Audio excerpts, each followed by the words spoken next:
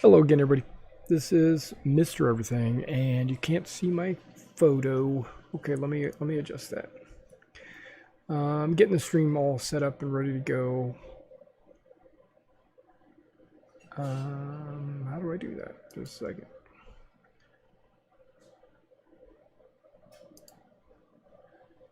We're almost there.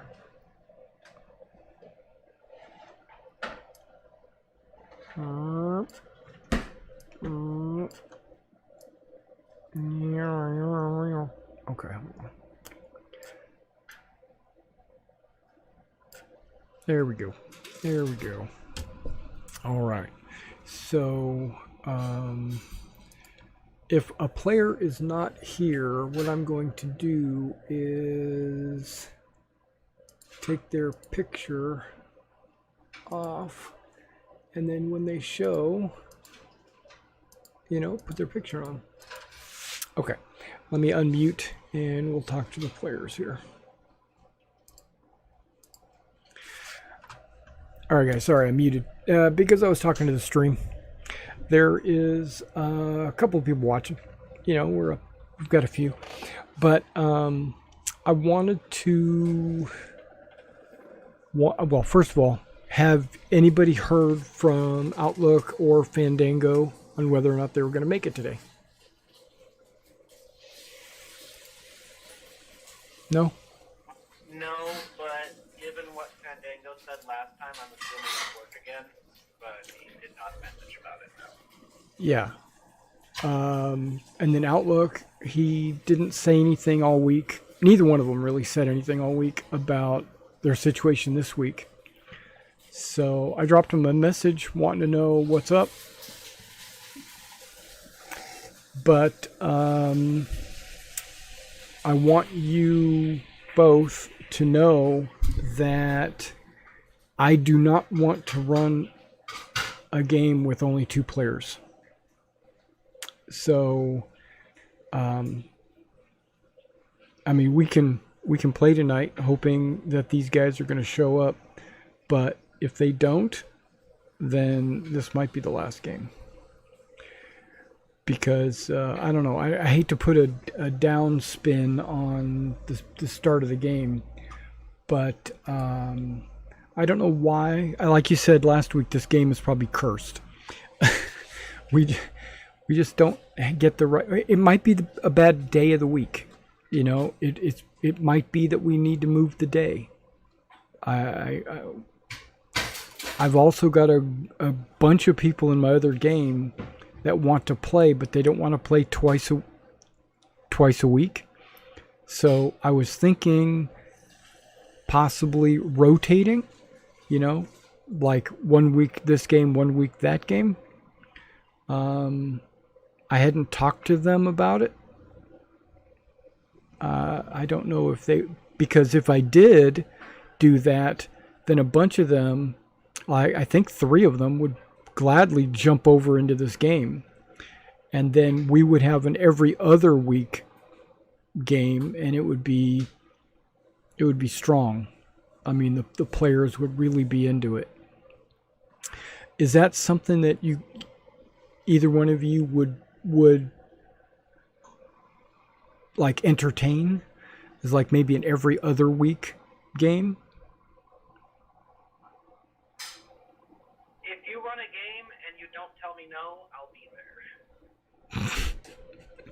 Right, but I mean, would you prefer?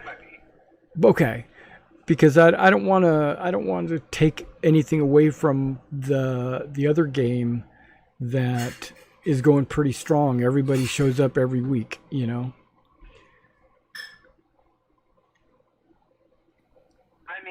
I would prefer like 5 or 6 nights a week, but I know that's not going to happen. Right. Settled for whatever we can get going. I Right. really like Traveler, and if switching to once every other week makes it, that little take. Yeah. I don't know. Teresa, you had to disconnect and reconnect. I don't know if you were not hearing us or because we didn't hear anything you said, if you said anything.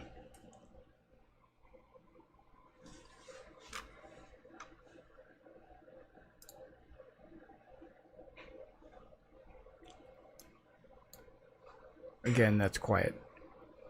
Okay. You're quiet. You're muted or something.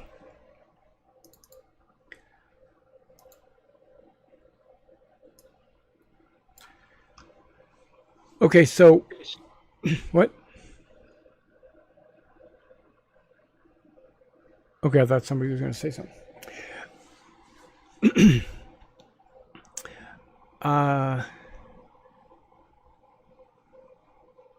Yeah, if our players were showing up every week on time, there would be no problem, right? We would just play every week. Tuesday might be a bad day for people. I don't know. I don't mind moving it to a different day if it's more convenient for either of you. I heard Scruffle doesn't care, but if if if another day is better, let me know because we can move this to a different day.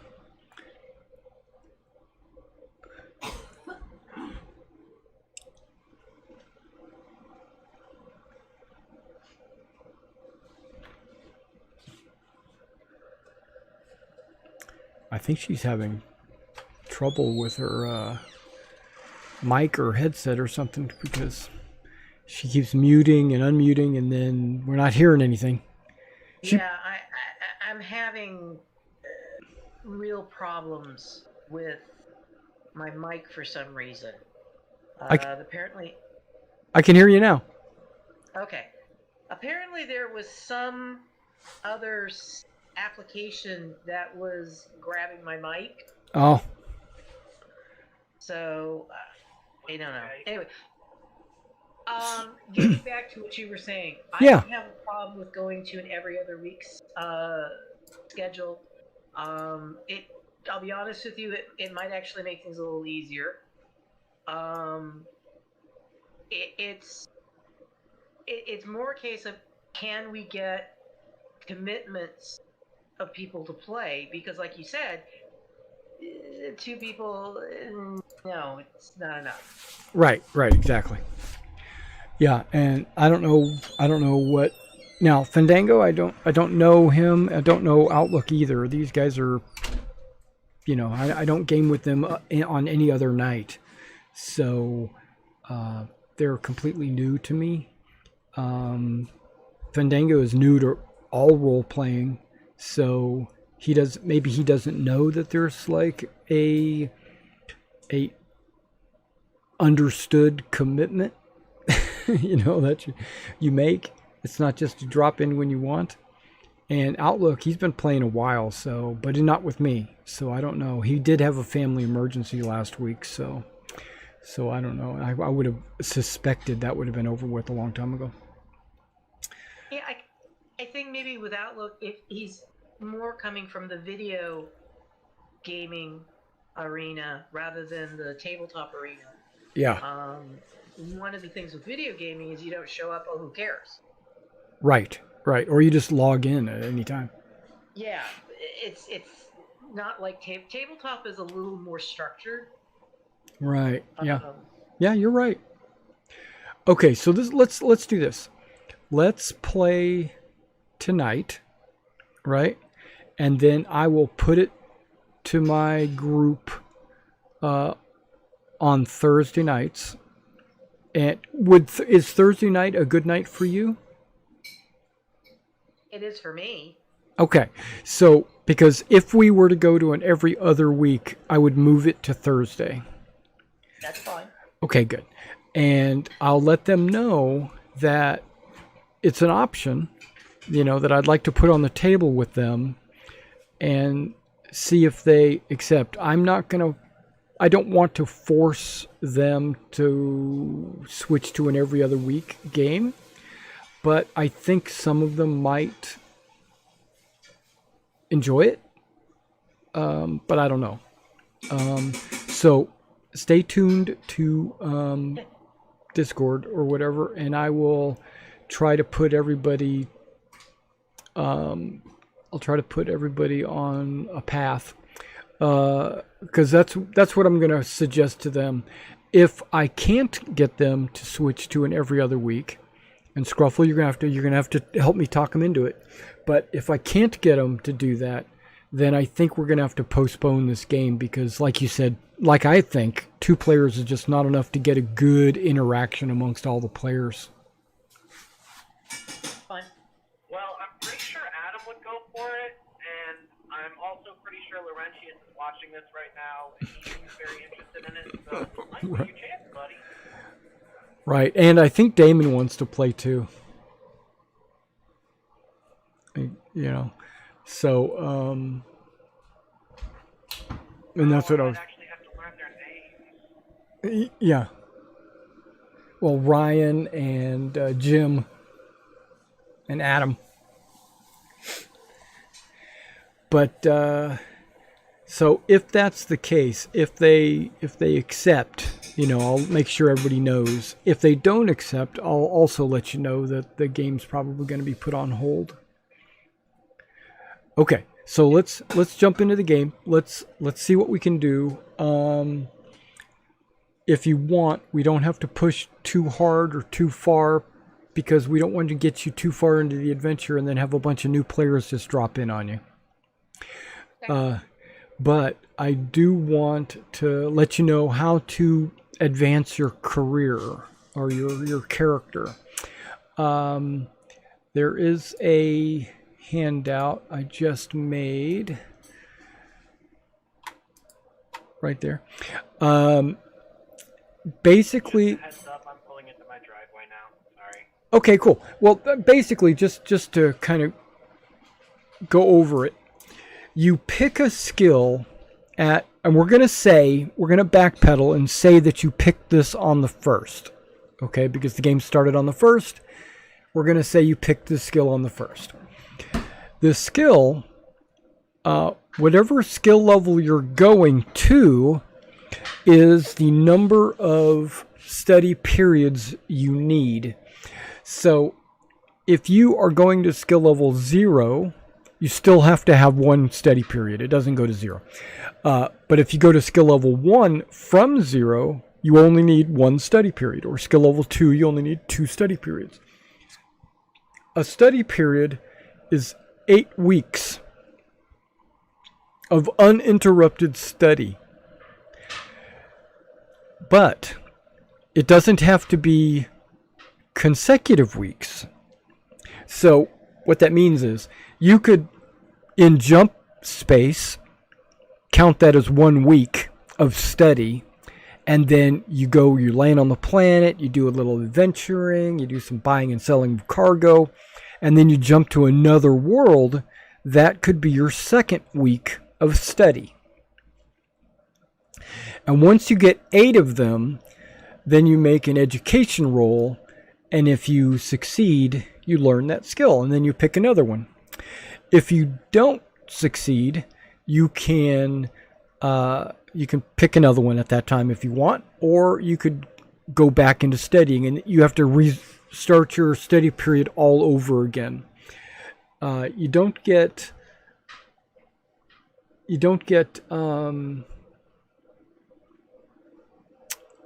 like credit for it. Basically it's like 8 weeks wasted.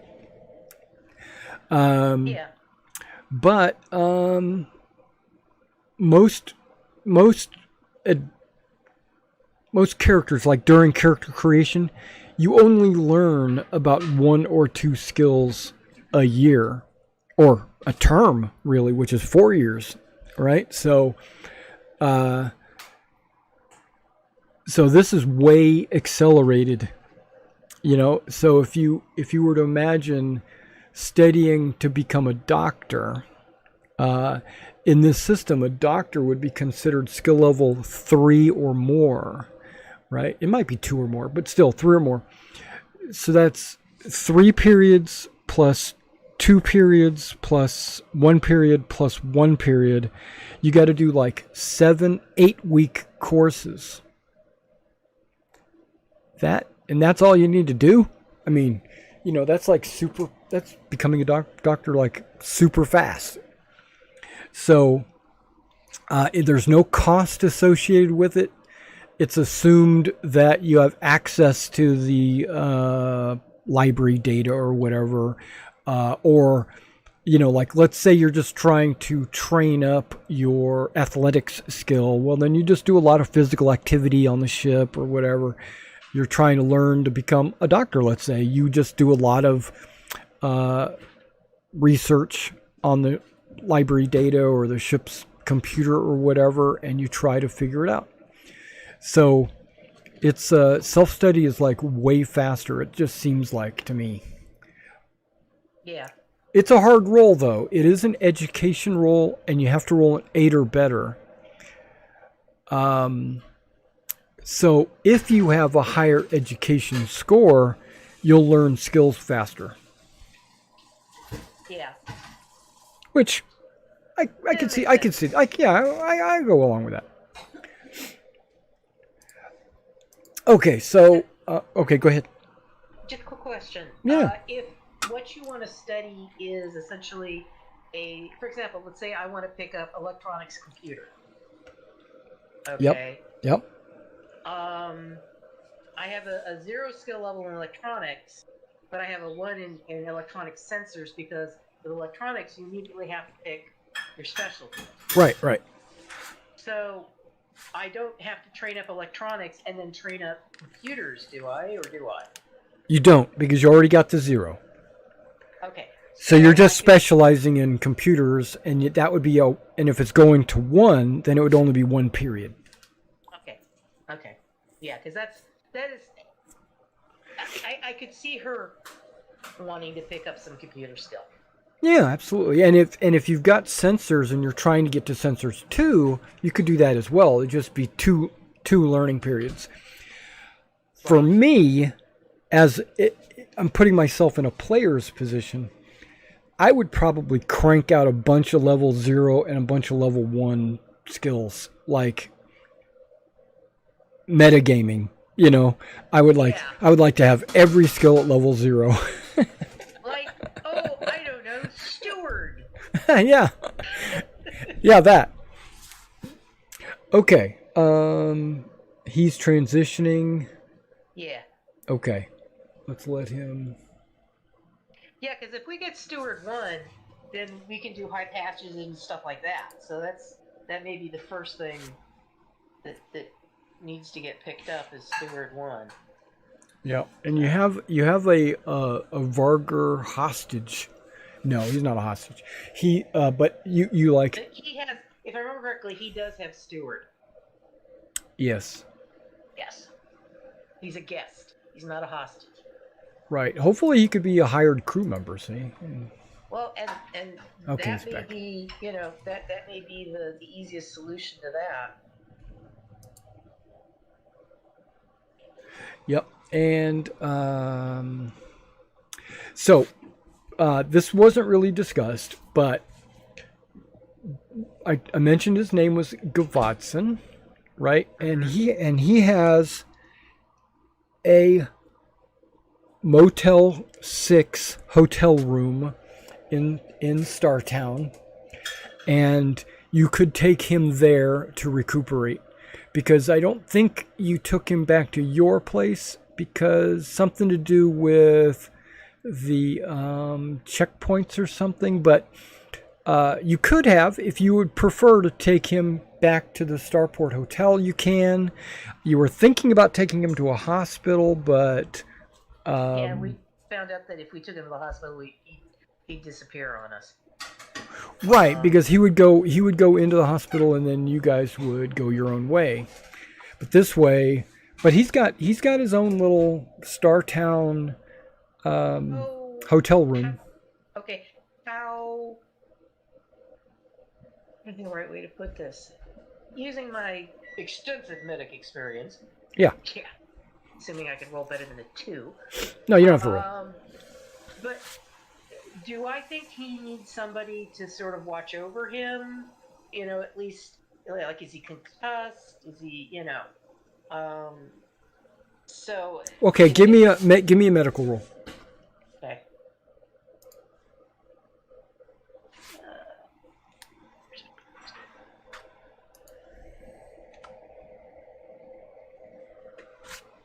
Ooh, That's pretty good. wow. Yeah. So, That changed from last week. yeah, he, uh, his pride is hurt more than his body. Okay. Yeah, he was beaten up in an alleyway. If you had not shown up, it would have been life threatening. But yeah, he was kicked a few times in the ribs, and he had the wind knocked out of him, and he wasn't really knocked out. He was just like moaning and groaning in whining, and So he's got his ribs aren't broken, and I don't have no to worry no about internal hemorrhaging or. right. He's got some cuts and bruises, and maybe a tooth was knocked out or something. He's got a black eye, that kind of stuff. But you would have to imagine fist fighting with a dog. Yeah. No, I mean, his snout is hurt. Yeah. Okay. Well, I would basically, I'll put it up to him. Do you want to come back to our place? And that way you can also tell us a little bit more about this. It was a brooch, if I remember correctly. Yeah, there is a brooch. The museum threw him out, and yeah, he can go into his story if you'd like to, because right now, okay, so you don't want to go to his place. You want to take him to your place?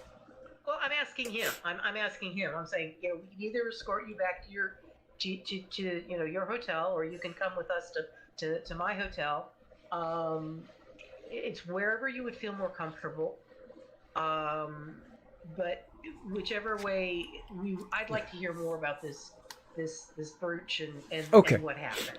So he takes you to his place, Okay. right? He's more comfortable with that. He doesn't really know who you guys are. I appreciate you beating me. I mean, not beating me up, but saving my life.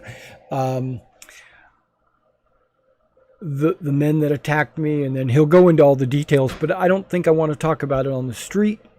So he takes you to his place. His place is, it's like a studio apartment. It's not really an apartment. It's a hotel room. You got a room. He's got like a little kitchenette kind of thing. He's got a vid screen for TV, and that's pretty much it. And a closet with his gear and stuff. And okay, so let me remember what I'm talking about. And he might have I'm checking to see. He will gently, very gently, not like he's a suspect, but more like he's a traumatized victim, which he is. She will try to interrogate is not quite the right term, but she will try to elicit. There we go. She will try to elicit as much information as she can. Probe him About who attacked him, what they looked like, what they said, and she's basically recording this on her hand comp. Okay. If he asks, she'll explain why. She says, this is just to help me, keep things straight. I used to be a cop, and it sounds like you need some help. Okay.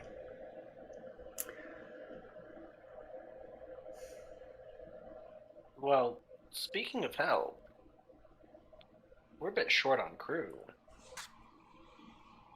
Yeah, they wandered off. I swear to God, I'm gonna bill them. We do have he's been working as a gunner, he said. If maybe we scratch his back, he scratches ours? Well, and he's also apparently got steward skill, and... Yeah, but he didn't want to be a steward anymore.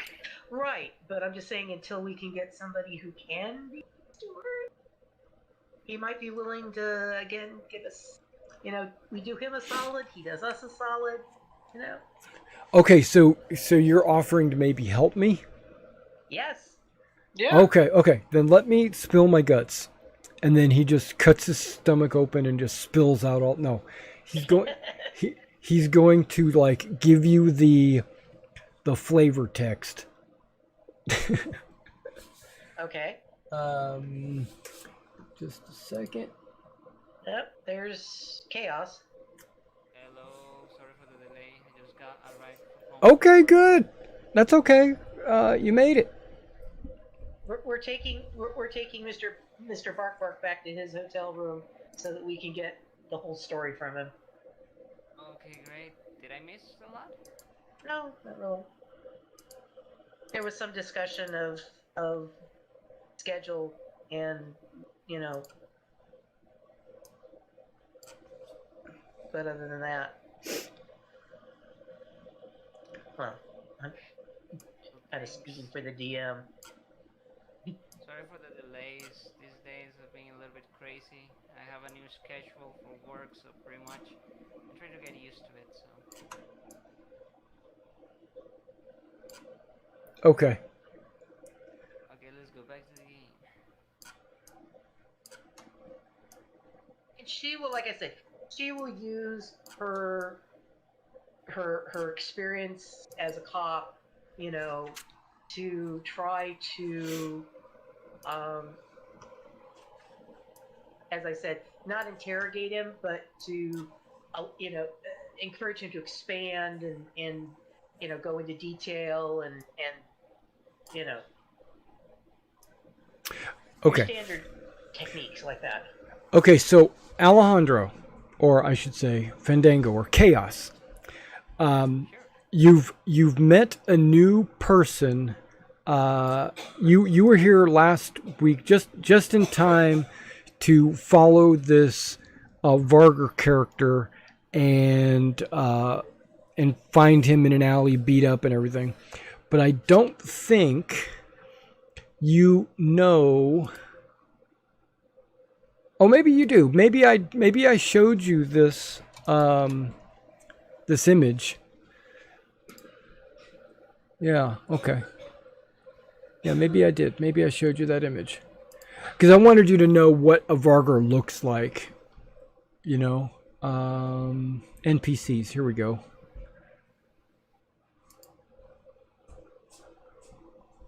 Show to players. Yep. Oh, wait. That's a character sheet. No. No character sheets. Okay, hold on.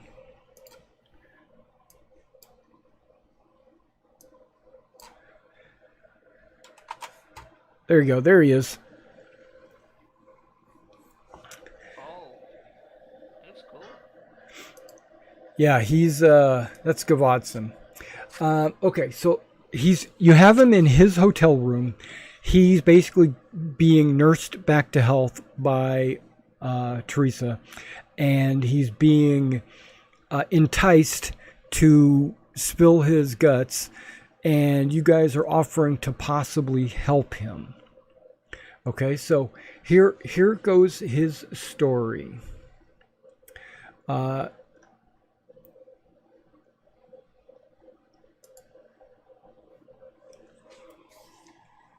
Thank you for saving me. My name is Gavotson, and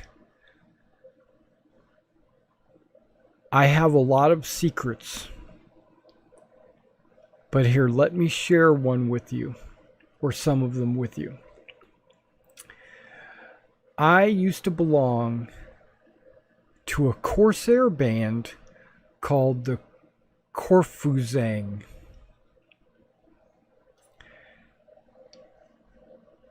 Their range spans several subsectors along and just beyond the imperial border.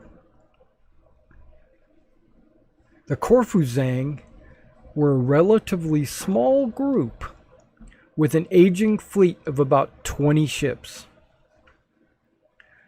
with an average tonnage of about 400 tons. Okay, that's the size of your ship. Your ship is a 400-ton ship.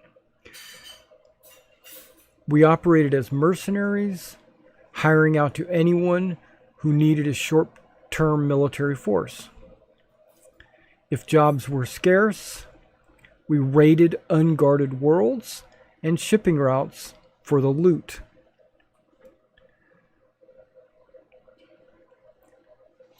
I spent 3 terms with the Corfuzang, rising steadily to the rank of Force Leader. And he's proud of that fact. Have I ever heard of this particular pirate crew? Give me a knowledge check. Knowledge universe. No, I don't. Education. No, there's a skill. I think Being an ex-pirate, may I make it as well? you may. Can I do it too? You may. And all of us get ones. Could be. Okay, so you can roll either diplomat or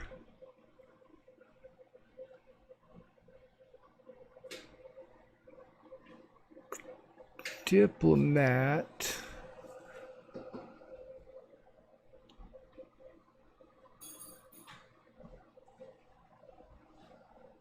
Admin? Yeah, I'm thinking admin. Yep, you can roll either diplomat or admin to know. Or if you have profession, if you have a professional skill, that would apply. Okay, I got a 14 on my admin. Okay.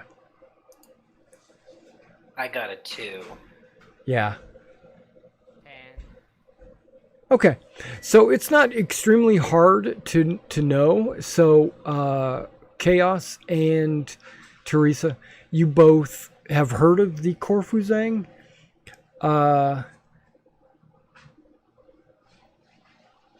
Because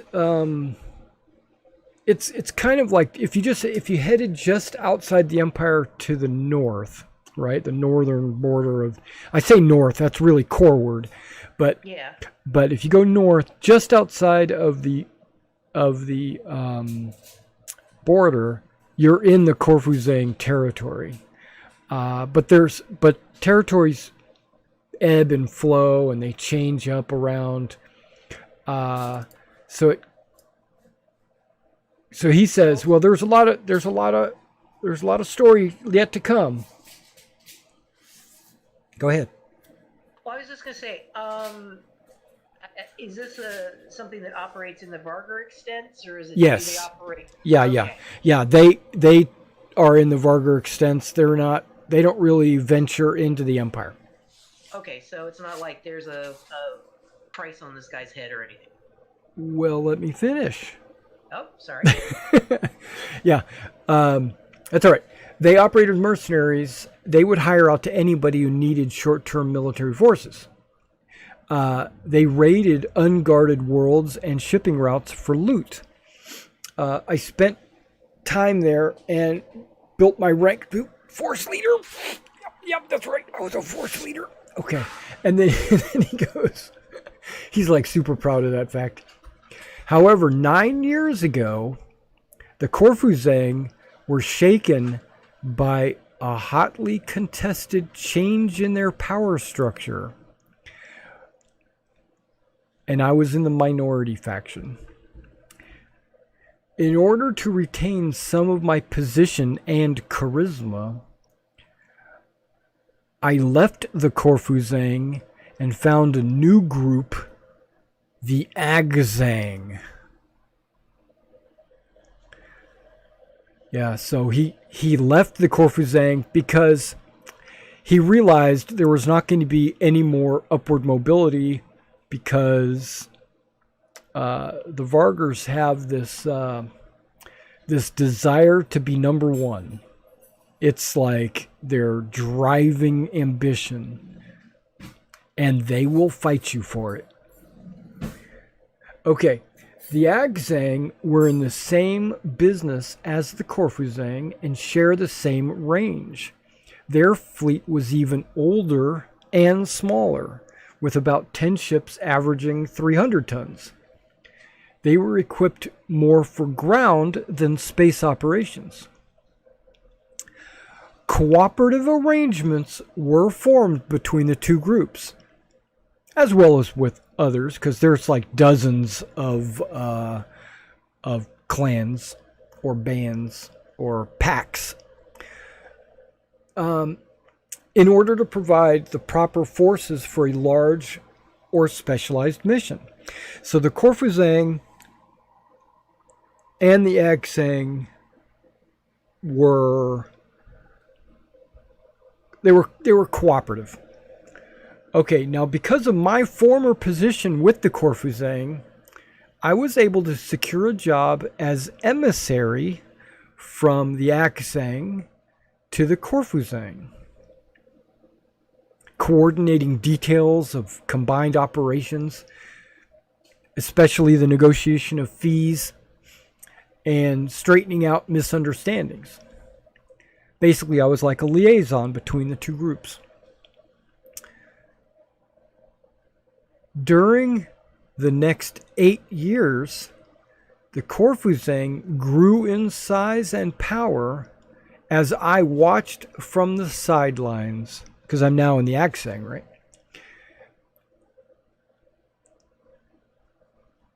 I saw the Corfuzang absorb several smaller bands and grow still larger. A lot of bloody takeovers. There was a particularly bloody takeover of the Yukzuk, which earned them a reputation for ruthlessness.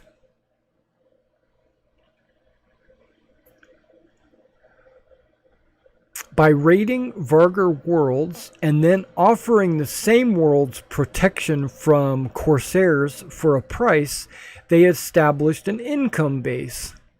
They further increased their income by extracting tolls from merchants for safe passage between the Imperium and the Thwangling Empire.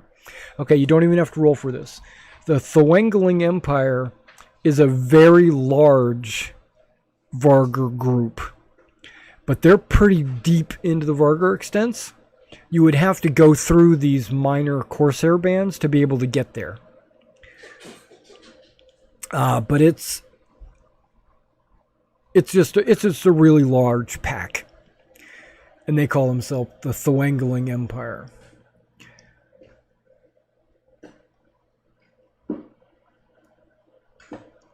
They even negotiated a deal with the Tukura lines to provide protection for some of Tukura's shipping routes. Is that one of the... No, okay, never mind. It might be. Go ahead. Well, Ask away. Thinking, I remember we found that letter, and I think did it mention this Takuro line? Okay, so you might be remembering this. The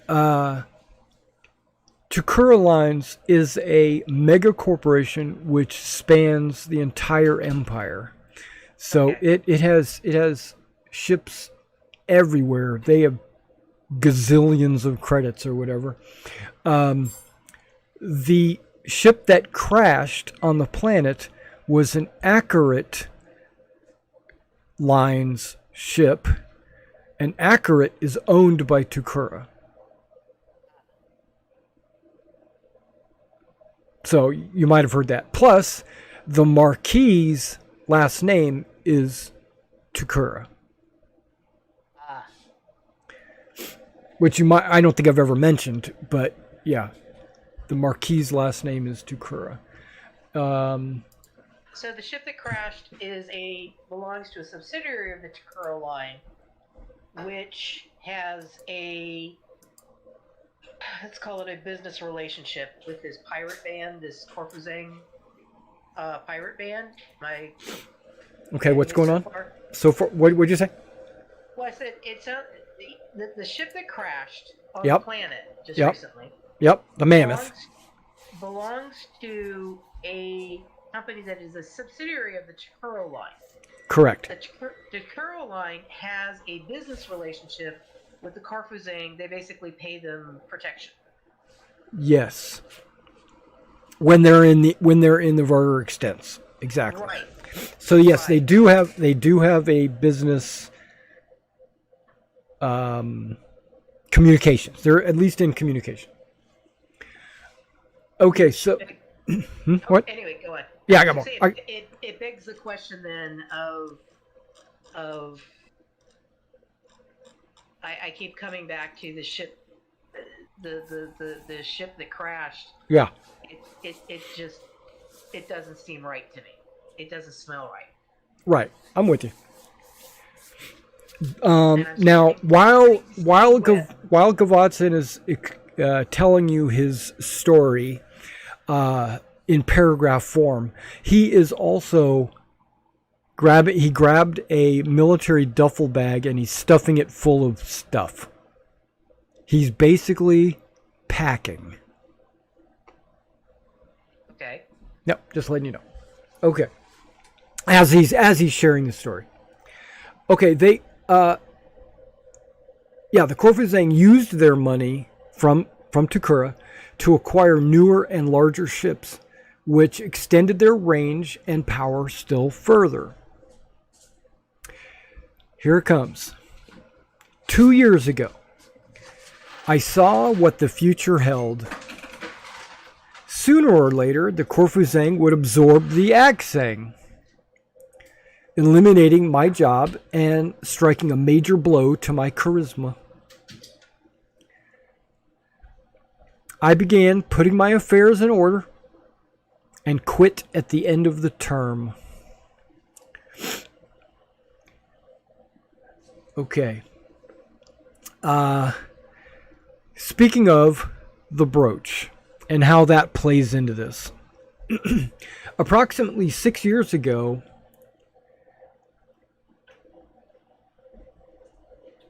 the Korfuzang instituted a communication system in which messages were somehow secreted in jeweled brooches carried by their emissaries. The system was used for internal communication and for communication with their emissaries to the Corsair bands. I and other emissaries became aware of the system as it became standard procedure for the Korfuzang. Sometimes Korfuzang emissaries would ask me to carry a brooch back to their headquarters. And I had always been fascinated by the brooches, which in addition to their main function were very beautiful. And then he pulls up a picture and shows you.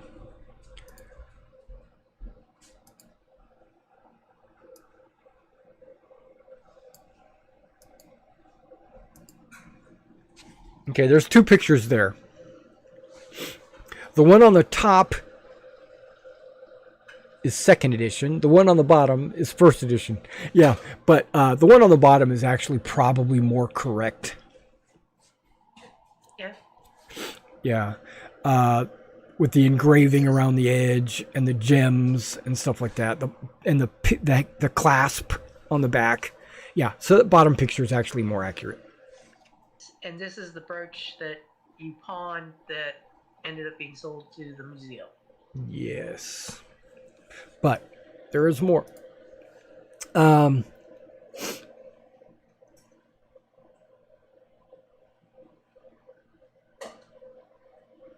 I'd always been fascinated by it, right? And he's showing how beautiful it is, and his picture's in color, as opposed to classic Traveler. Okay.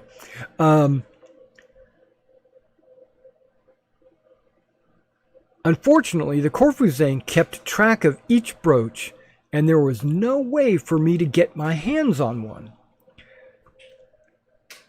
However, in my last days with the Aksang, an opportunity arose a Corfu's courier en route from the Imperium.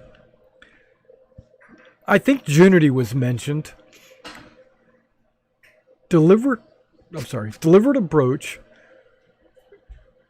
to the Corfu's emissary at Azgza. Azgza headquarters for transfer to Corfu's headquarters. The emissary was busy at the time, and he asked me to carry the brooch. I agreed. And he giggles. Packed his possessions. I took passage off-world and headed into the Empire. So yes, I stole it. Okay, he said it was he picked it up in Junity. Oh no. No, the Corfu's courier was en route from the Imperium, and I think he said Junity. Okay. Where were you when you got the... Oh, I was in the Vargr extents. Okay.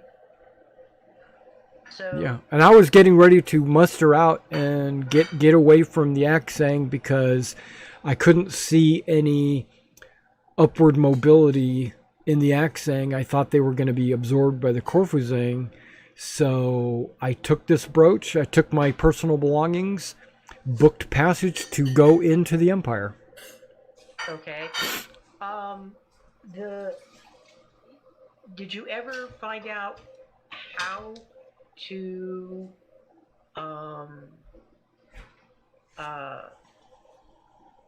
decrypt the message that's held in the brooch? No. Yeah, that was never revealed to me. First of all, this was a Corfuzang, it was an internal thing, and they would never have told me as an Aksang emissary.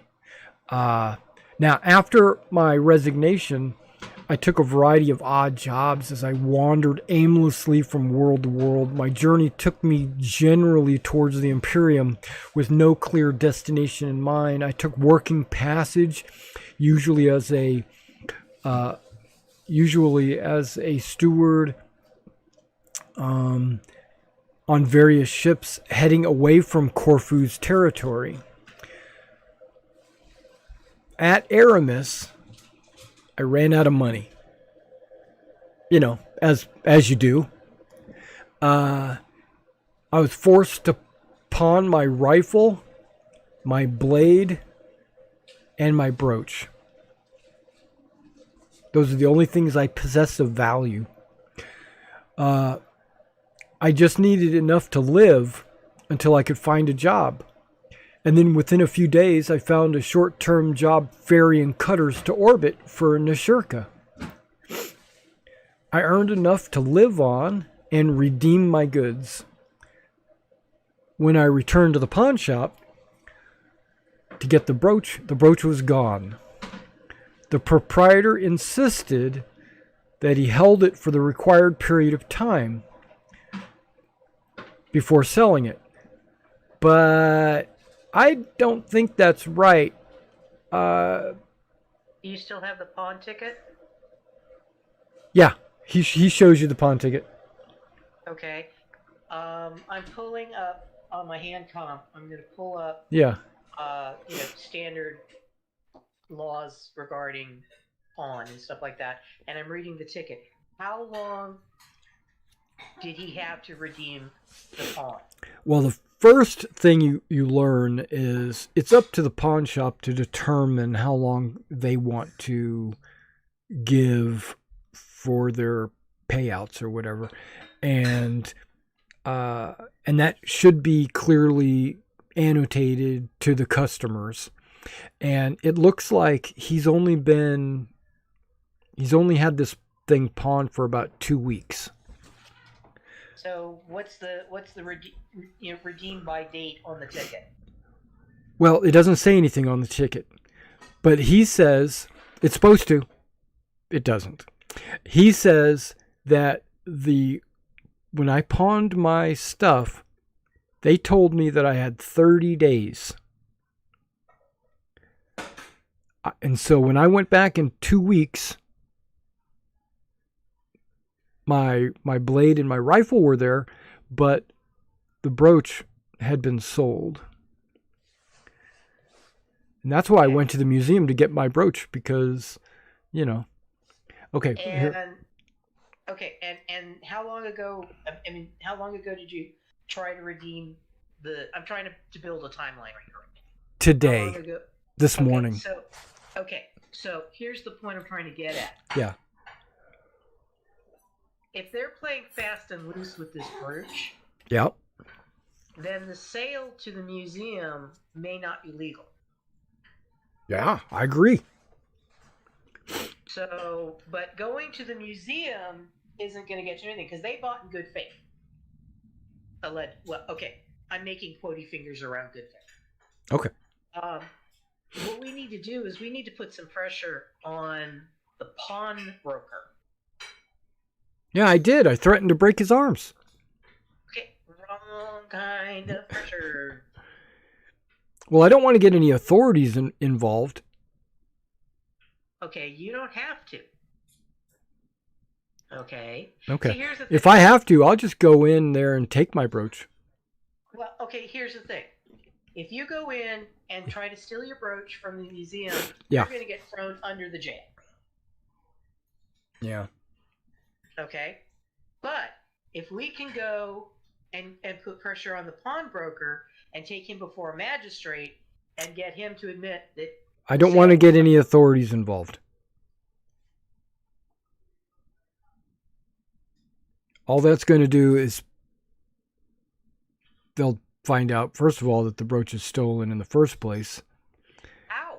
And then, well, I'm sure they've got community. I don't know. Exactly. You did something in good. The fact that you stole, and again, she's making quotey fingers. The fact that you stole this brooch in the Vargr extent, you did not commit a crime within the Imperium. In fact, we can spin this such that you were trying to get the information that may have been contained in that brooch to naval intelligence. And that's why you finally ended up here at Aramis, where there is a naval base. Okay, there's truth, and then there's truth. I know this is something that it's a funky human thing that doesn't always seem quite right. Yeah. But I'm not going to get any authorities involved. We could just go to the museum and tell the scrawny little curator that that's an amulet stolen from a group of Vargr corsairs, and that we're trying to get it back before they find where it is. I don't. I think we're skip. Let's go talk to the pawnbroker first. Just not you, not you. You stay here. You rest. Put ice on your bruises. Let me and my people go talk to the pawnbroker. If he's dirty, we'll probably be able to tell if he's dirty. If he's on the up and up, then we go to the museum. Because somewhere in this, there's dirt. Well, let me finish telling you why I don't want to get authorities involved. Okay.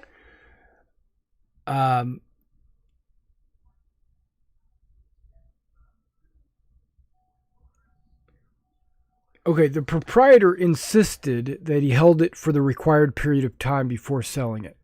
And then I disagreed. I was able to determine where the brooch was sold. To the museum across the corridor. I went to the museum to get my property back. And then they threw me out. Okay, and then so I decided to come back to my hotel room to gather my thoughts and maybe try to figure out, how I was going to break in to get my brooch back. But then I got set upon by these unknown assailants. I don't know who they were. They wanted to know about the brooch. And I didn't tell them anything, of course. And then they started beating me, and then they heard footsteps and ran off. So, and then I guess the people they heard were you, because you rescued me. But this leads me to think that there's an important message on that brooch that, yeah, but I wouldn't think the Corfuzang were powerful enough to have followed me into the Imperium. They didn't have to follow you. They have a business relationship with the Tukara. Okay? Okay. You told us that just now, that the Tukara basically pay them protection, which means there's a business relationship between the Tukara and the Corfuzang. The Corfuzang can also act as a cutout, such that they can do, the Tukara can have them do stuff and their hands stay lily white clean. Now, here's the problem. You're right. Going directly to the authorities here is, now that I think about it, not a good idea. For one very simple reason. The guy that runs this place, the Marquis, yeah, is part of the Tukara family. Right, so right, exactly. If they're dirty, he's probably dirty. Right. So, but again, we need to find out where, I mean, I can't imagine that the museum would just happen to be in the pawn shop and saw your brooch and went, "Oh, that's really neat," and then bribed the pawn guy, the pawnbroker, to sell it before he should have. So let's go find out. Did the pawnbroker go to the museum? Did the museum go to the pawnbroker? To find that out, we got to go talk to, all together now, The pawnbroker. bingo. Pawn seller? Sorry, my pronunciation is not correct. No, pawnbroker is exactly who we need to go talk to. And I think we need to go have a vigorous discussion. And I just look over at Dirk when I say that, and he knows that's shorthand for beating the living snot out of them.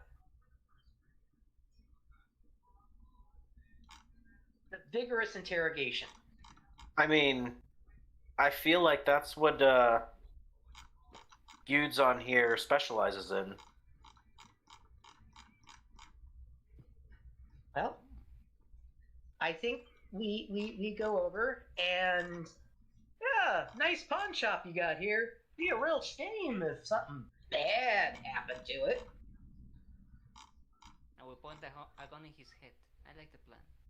Okay, That's also... maybe not the way to go. Also, side note, you have a wallet. Mm-hmm. Yes. Right? And the wallet has the ID of the guy, Rohit Banerjee. Rohit Banerjee, and apparently there's additional stuff that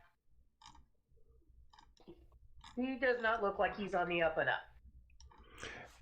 Not only were there 1,000 credits, which I think you took, or did you leave? They're still in there, but I'm going to take them before I give it back. Okay. So I'm just going to take them now. There's various identification cards. There's the money. There's a TAS membership card. All of those say Rohit Banerjee. And there is a piece of paper that is like a flight itinerary, like a travel plan or something. And it listed a bunch of different planets that headed into the Vargr extents. Right. And I think, again, we definitely want to return the wallet, but we want to make the wallet look like somebody basically cleaned it out before we found it. Okay. So I will. Sorry, my husband just handed me my dinner, which just went all over the place. So I will use my deception skill. Well, tell me what you want to do, and then I'll tell you if it requires a skill roll. Okay. Well, I'm basically, going. What I did for a number of years. Mm-hmm. Just a second. Lemonade? No lemonade. No lemonade. I basically want to, scuff the wallet up and rip the lining a little so it looks like somebody just, grabbed stuff out and threw it in the trash and, stomp on it a few times. Basically, I'm setting a scene. So it's more believable that,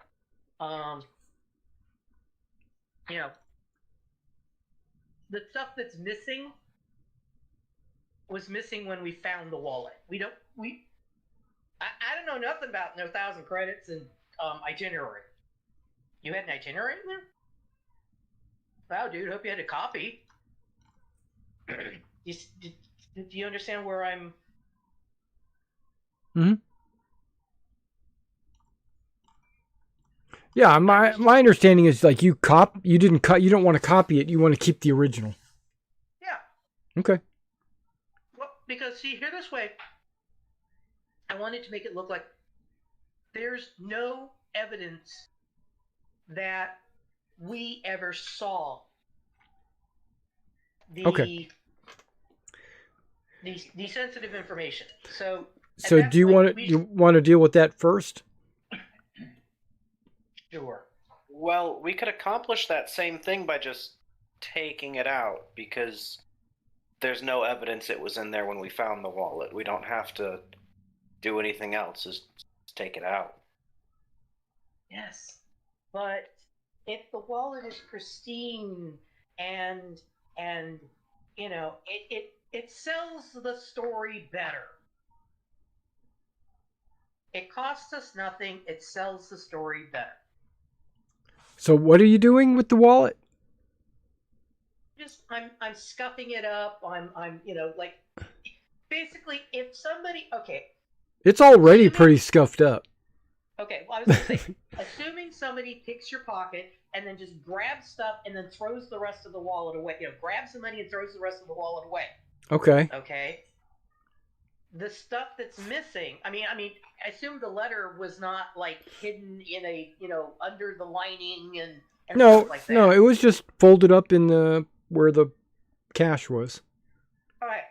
So it is conceivable that whoever grabbed the cash, they also grabbed the letter at the same time. Yep. And I'm just going to make sure it looks like that's exactly what happened. And like I said, maybe you rip the lining a little bit, or like the little flap that usually holds the bills in place. Tear it so it looks like somebody just grabbed stuff. So you don't even know this guy, and you're already destroying his property. Oh, he's dirty. I was gonna say that seems a little mean. We're already stealing his money. You don't gotta mess up his wallet. Hey, here's the thing. You don't carry around multiple IDs with multiple identities on them. Because one of them had one name and another one had another name. I remember that. No, all the IDs say all of them had the same name. Rowett Banerjee. But the letter doesn't. Nope, the letter says Mr. Smith. I mean, I get what you're going for, but I feel like if we're returning a stolen wallet or a lost wallet, we don't need to, add to it. We can just say we found it like this. Because there's no way to show that we didn't, and we do have his wallet that went missing somewhere on the streets. It's already there. We don't really need to set the scene. I feel like it's just sort of an unnecessary effort at that point. What does it hurt? It doesn't hurt anything. Then why not? Make me happy. Seems a little mean, but if you want to do it, I won't stop you, I guess. Okay. If this guy's on the up and up, I'll buy him a new wallet. If this That's guy's going to be a dirty, really awkward apology. you won't have to make the apology. I will make the apology. It's still going to be really awkward. Not for me. Okay. But if he's dirty like I think he is, no skin off my nose. It doesn't break my heart one little bit. See, watch me rub my finger over my thumb to emulate the world's smallest violin playing My Heart Bleeds for You. I got a question for you, bud. What if we're right?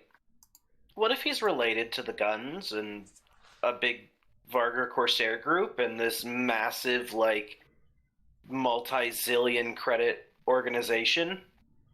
And we go talk to the Imperial Navy. And he thinks we have something to do with the missing paper. He even thinks we're a loose end. Do you think we have the resources to tell him, no, you can't search us? Who says we're going to take it with us? What are we going to do with it? Hello, I have a safe right here. We go back to my hotel room. I have a safe there. We put it in the safe.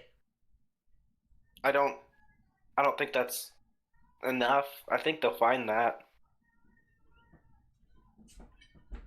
There's no such thing as perfect safety. At some point, you roll the dice, which is why I'm doing what I'm doing to try to sell that it was like this when we found it. Just put that into your mind. Forget the itinerary. Forget the money. Forget everything. Just wipe that out of your mind. Just thinking over and over and over and over and over. It was like this when we found it. If you just take a picture of the itinerary and we throw it away somewhere. What if there's something on the itinerary? What if there's a microdot?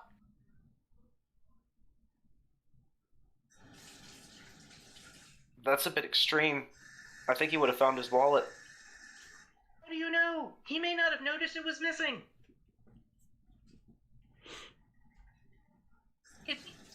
Okay, you're bouncing between two opposite ends of the spectrum. Either you're becoming exceptionally paranoid, and nothing we do is going to be safe enough, or, it's perfectly fine. We can just give him everything back and no harm, no foul. I at least want to go with a happy medium where we take what precautions we have, and like I said, I've got a safe. That we put the information into the safe so that it is not physically on us when we take the wallet back to this guy. Well, I wasn't saying nothing we do is good, would be good enough. I'm just saying if we don't give the letter back to him, we make sure it's not traceable back to us. So we throw it away somewhere. Except it's evidence and you don't destroy evidence. So we take pictures. Which can be faked. I mean, so can the itinerary. Does the phrase chain of custody mean anything to you? You worked for me for how long? I mean, if you can fake a picture, you can fake a paper. Right. But we currently have chain of custody of the document. If we destroy the document, we destroy the chain of custody. It is therefore not, you can't bring it in as evidence in a court of law at that point.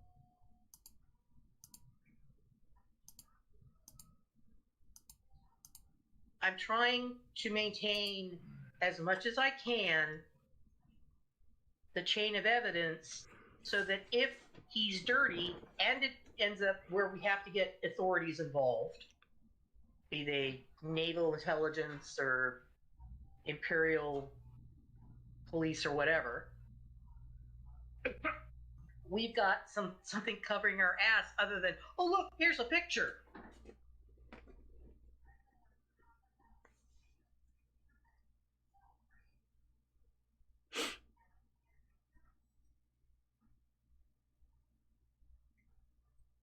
Okay, so do we want to take the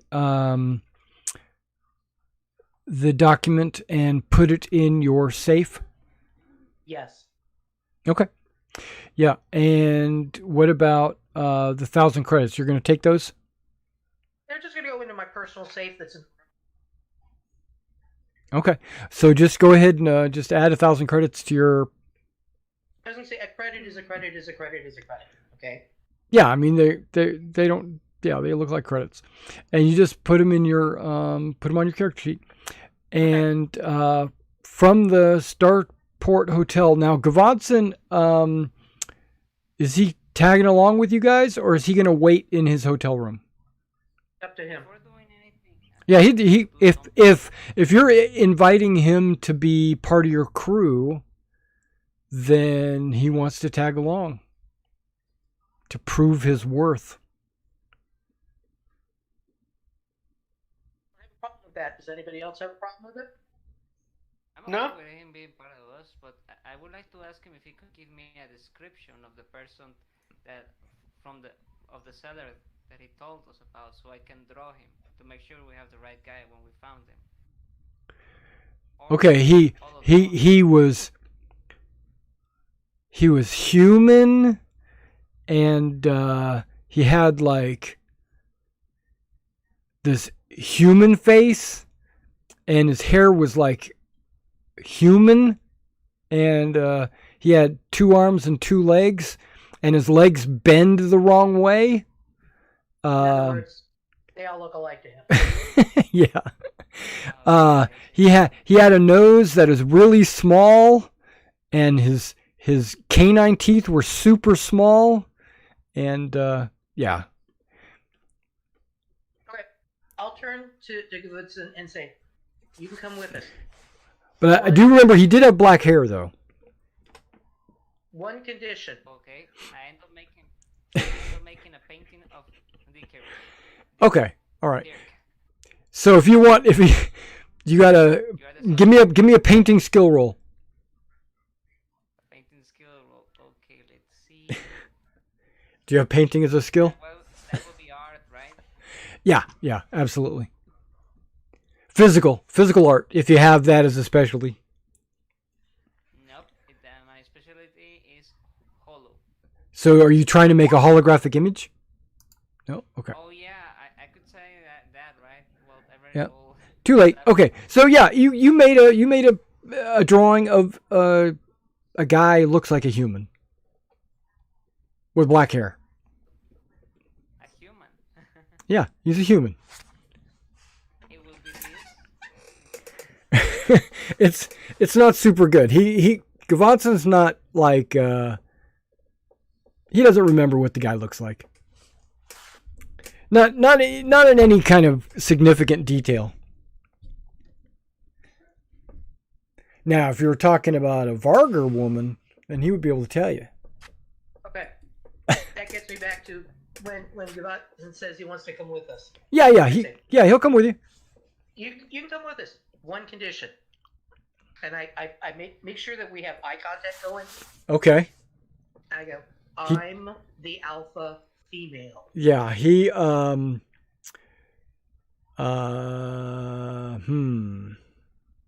Look at me. I am the captain now. Yeah. Give me a. You're the captain, right? Okay. Actually, Yeah, there's a role for this. persuade. No, you're intimidating him, but which in this game, persuade is intimidate. You just use a different stat. But here, I think you get a bonus for being the captain. Okay. Hold on, I'm sure.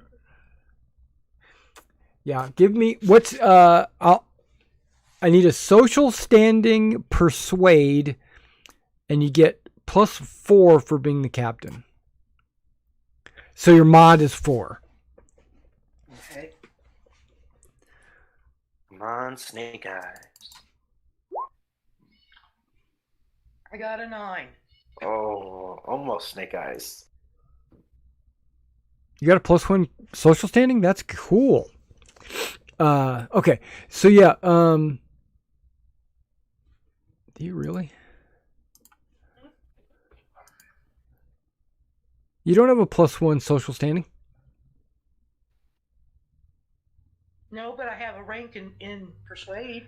Yeah, but when you rolled Persuade, you're supposed to change the stat required to social. I did. I changed it to stat.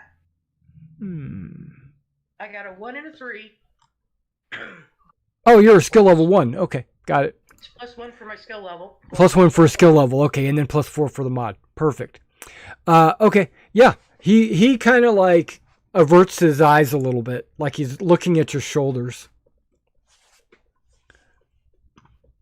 Okay. His tail's tucked between his legs.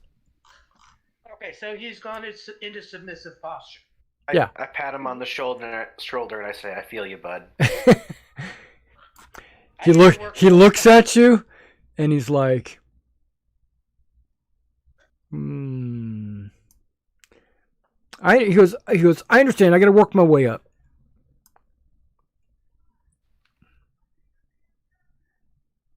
I protect my crew. I will protect you. In All right. return, you follow my orders. All right. So you got this wallet.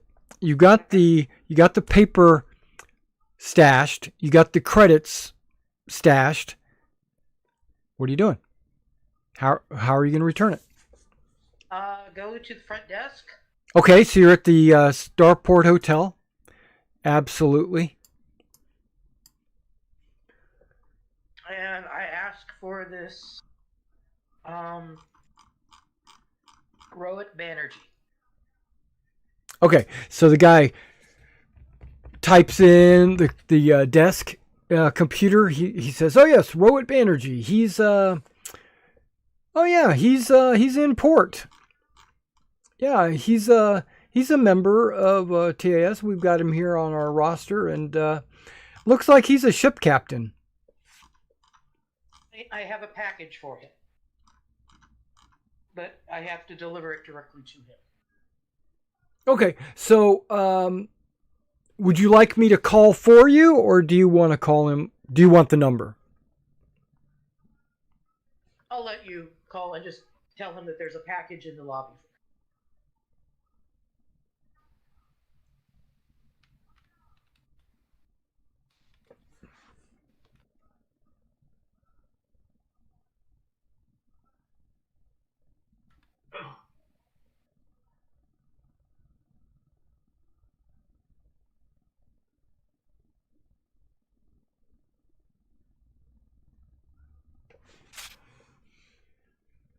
Okay.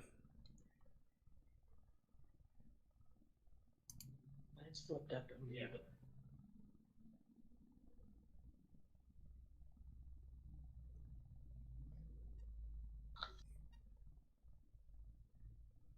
Okay. So the guy at the desk calls. It rings a couple of times, and you hear a voice come over the because he puts it on speaker. You hear a voice come out of the communications. It's like, "What can we do for you, Woolblutton?" And he goes, I need to speak to your captain, Captain Rohit Banerjee." And the voice on the other side says, "Oh, the captain, he's gone to see a local manager of Stern Metal Horizons. He'll be back later today." "Okay, thank you." And then he clicks. You heard that. Okay, So, I didn't tell him that there was a package here. that's okay. Okay, sorry. Just leave him a message on his message board. Well, you can call the ship if you want. That's fine. Yeah, because I'm calling the ship because his ship is in port. It's the Woolblutton. Okay. Well, I was just gonna say, just leave a message on his, pager, essentially, Yeah. that there is a package, and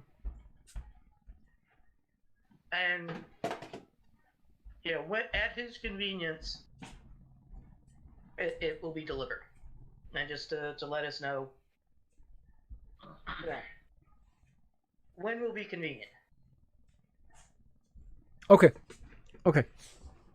So he sends a message over to the Woolblitten.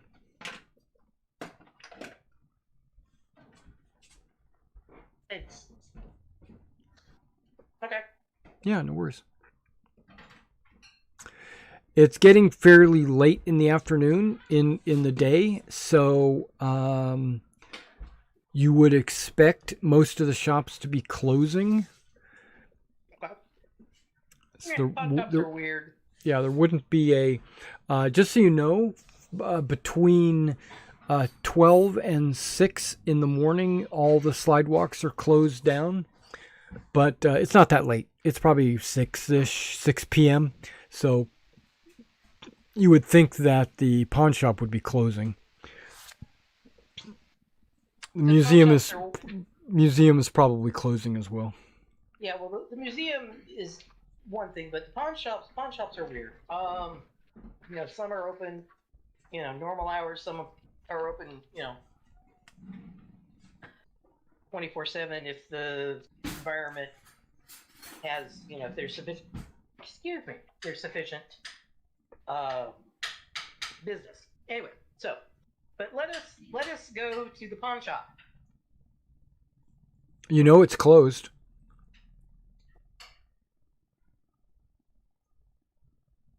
Watson just said the pawn shop's closed at this hour. 6 o'clock, it's closed. That doesn't stop us to get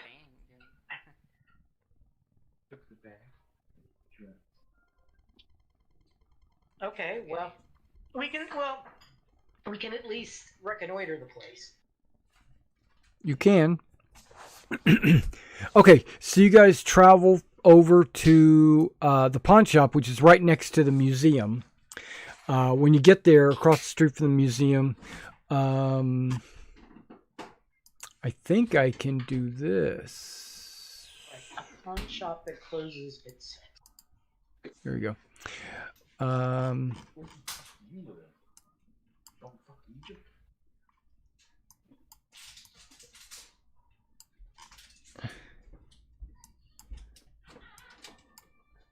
That's it right there. Admittedly, I don't know about space pawn shops, but the ones around here close at 5. Question: does it has an electronic?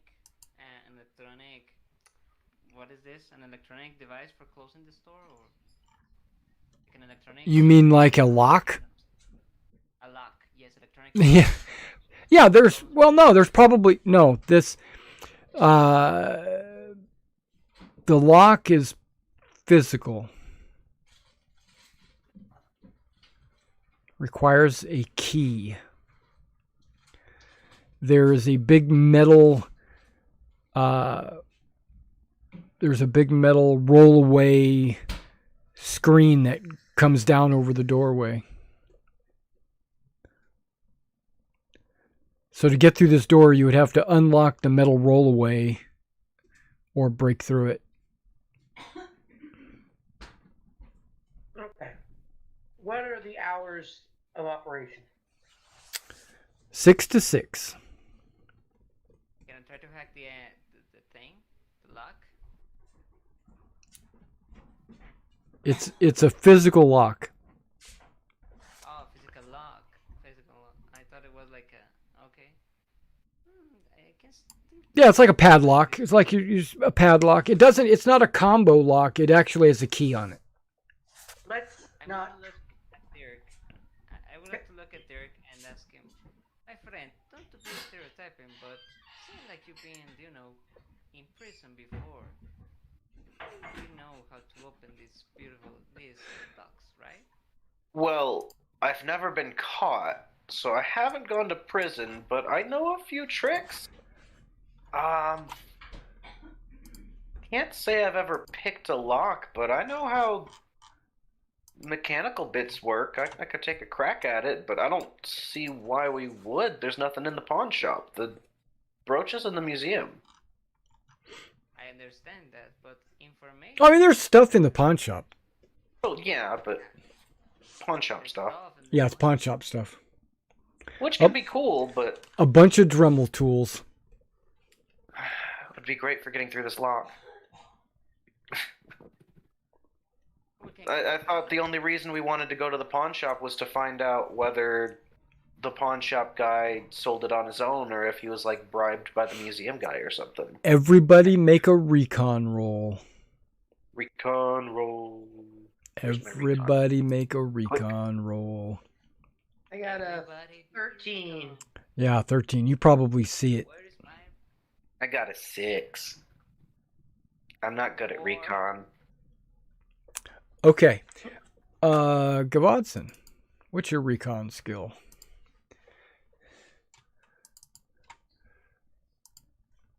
Let's see. There's a key under the mat. Does he have the skill? Okay, hold on.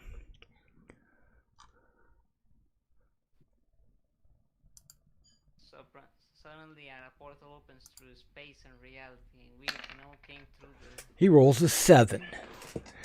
Okay. So, Teresa, you notice this.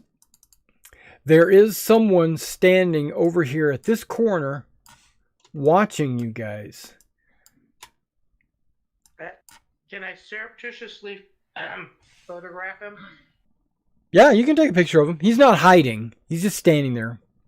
Well, He's wearing a law enforcement uniform. okay.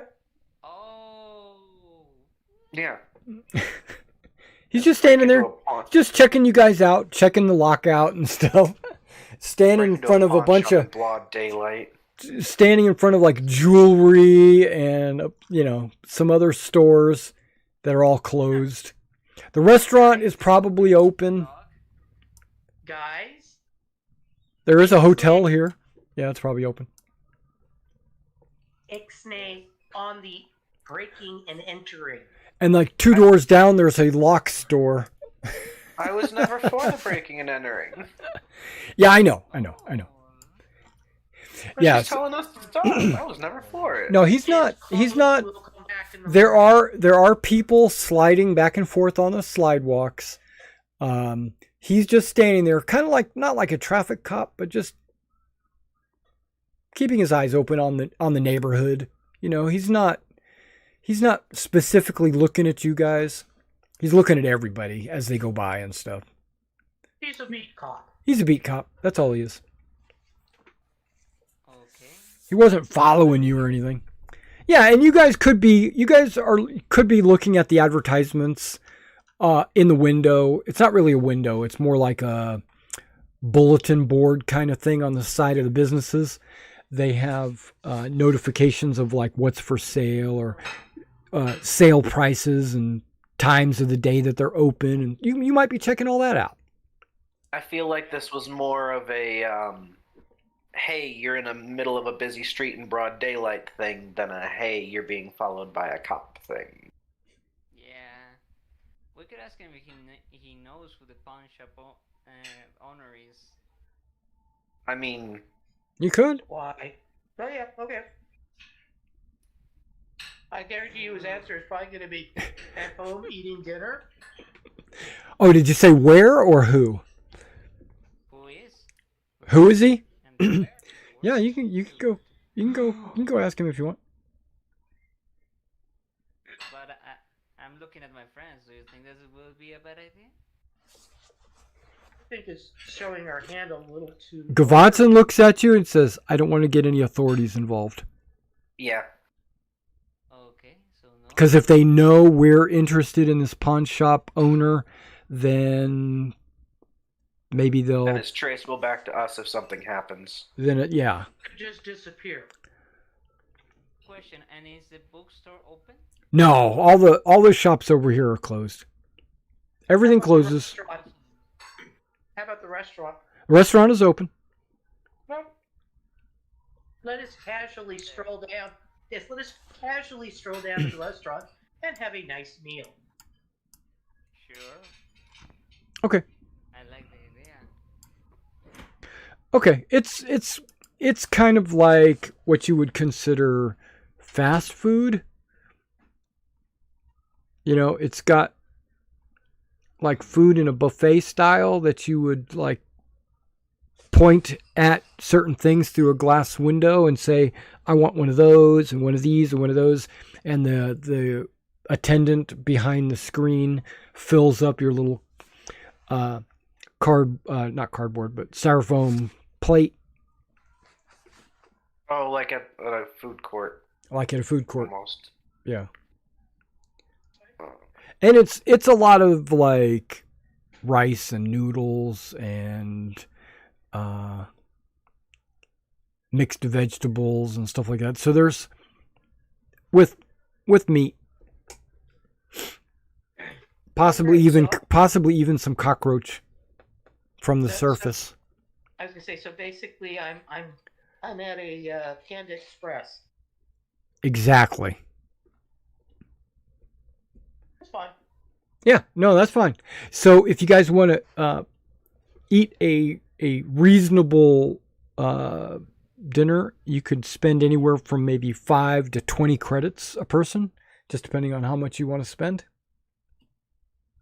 I would like to ask, while we are ordering, I would like casually ask I forgot the name in English. The guy that served us. Yeah. That's right. The server. The server. Yes, thank you. I would like to ask him, excuse me, you see, my friends and I, we're kind of touristing around to the planet. Wouldn't you know if what time the pawn shop tends to open, right?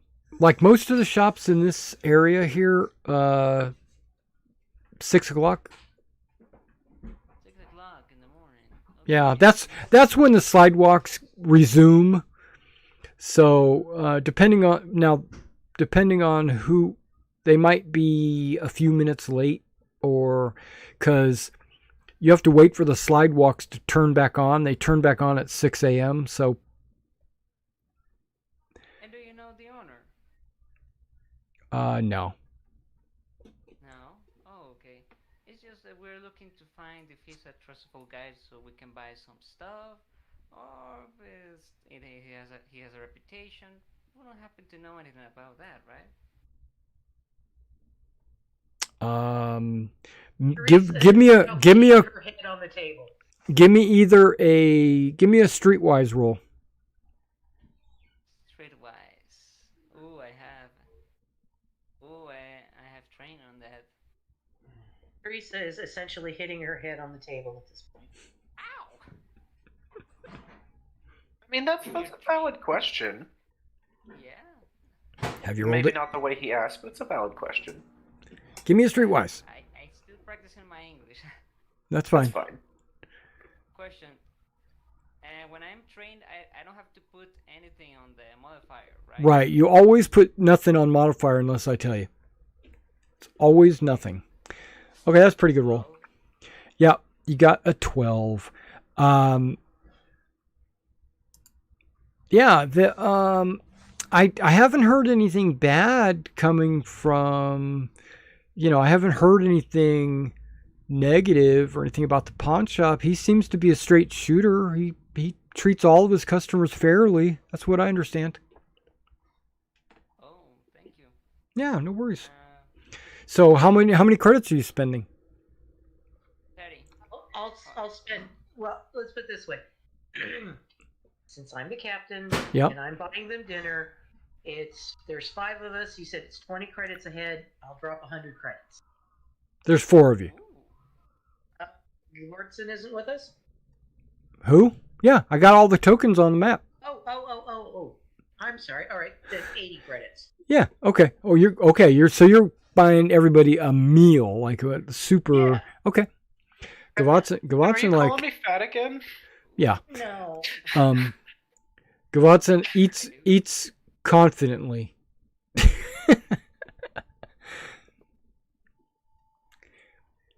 Okay, you'll see that the museum across the hall is closed, right? The lights on the inside are dim, so only certain lights are on the inside, and you see a couple of guards leaving the museum, and one night guardsman walks up and unlocks the door and goes in. Okay. I do want to sit where I could theoretically, while I'm eating my dinner, where I can watch the museum entrance. Yeah. So pretty much the only, just kind of, because you can only see this one museum entrance and the through the glass doors. Every now and then, maybe every hour or something like that, you see the night guard walk around. Okay. Yeah, I'm basically just making notes of does he seem to have a standard route? Is it he's going around and he's using his key his key card to I used to work security. Yeah. I came here and I checked this lock type of thing, or Yeah, but you're not going to stay in the restaurant for more than just an hour or so, right? No. Right. No. So in that time, you only see him make his rounds about one time.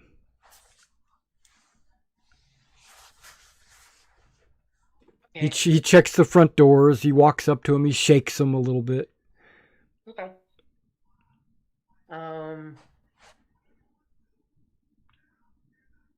This is more just, like I said, the meal is more just to give me an excuse to sit here and watch the street. Okay. I'm also looking at, I noticed you've got roof support pillars. Yep. Do those go all the way up to the ceiling of the cavern, or do they go just to the roof of the building? Both is the same. So the buildings all go straight up to the cavern roof. Okay. Which is not very high. It's like 30 feet or something like that. Okay, so there's no actual roof. Well, it's the cavern. It's the cavern roof. Okay, I'm saying there's no roof and then cavern. Right. There's no gap between the building and the roof of the cavern. Right. Okay. Right. That's kind of what I wanted to figure out. So, are there windows? Is this a single story building, or is there multiple stories? And if there are multiple stories, are there windows on the second floor? The museum is one very large building. It goes from floor to roof, but it's only one story. It's just like vaulted ceiling, it's like really big area inside. Okay. Like a stadium or something, Yeah, I'm just casually casing the joint, as it were. Okay. Seeing, if there's ways in that are not, like on the main street. I do know that there's like a receiving dock in the back. And once we get done with dinner, I will want to saunter casually around the entire block, recording muscle menace, recording as I go. I'm doing the touristy thing, like, ooh, look at that, and taking pictures. But really, what I'm doing is I'm looking for possible egresses and ways to, if we have to break into this place, ways. It's like, where are the cameras? Are there any cameras? Are there sensors? Where are the sensors? Are there any blind spots? And I'll use my electronic sensors to see if I can't find, if there are cameras of sensors and like that. So that, like I said, but I'm doing it casually. Right. No, that's fine. So you take the party on a tour. Yes. I'm going to zoom out on this map a little bit. you'll notice there is a separate. There's a door here where it says roof support pillar. That door is closed, obviously, and it says employees only on the door, right? And then if you go further up, there is a area right here which you would make either an investigation or a recon roll. Okay. Investigation or recon? Well, let's see. I have both. Which is better? Investigation. Well, depending on what you roll is what I'm going to tell you. So if you roll investigation, you'll get a certain answer. And if you roll recon, you'll get a different answer based on what you roll. So it's your choice. And other players can roll too. Because they're all with you. Well, I'll try investigate. Okay. I got a 9. Yeah, not bad. Anybody else rolling? Yes. You say investigation or recon, right? It's either investigation or recon. Recon is kind of glancing around, taking in the scene, where investigation is specifically looking at something specific. I shall investigate. Okay. Oh. Okay. Let me see how look at my investigation. 7's not bad.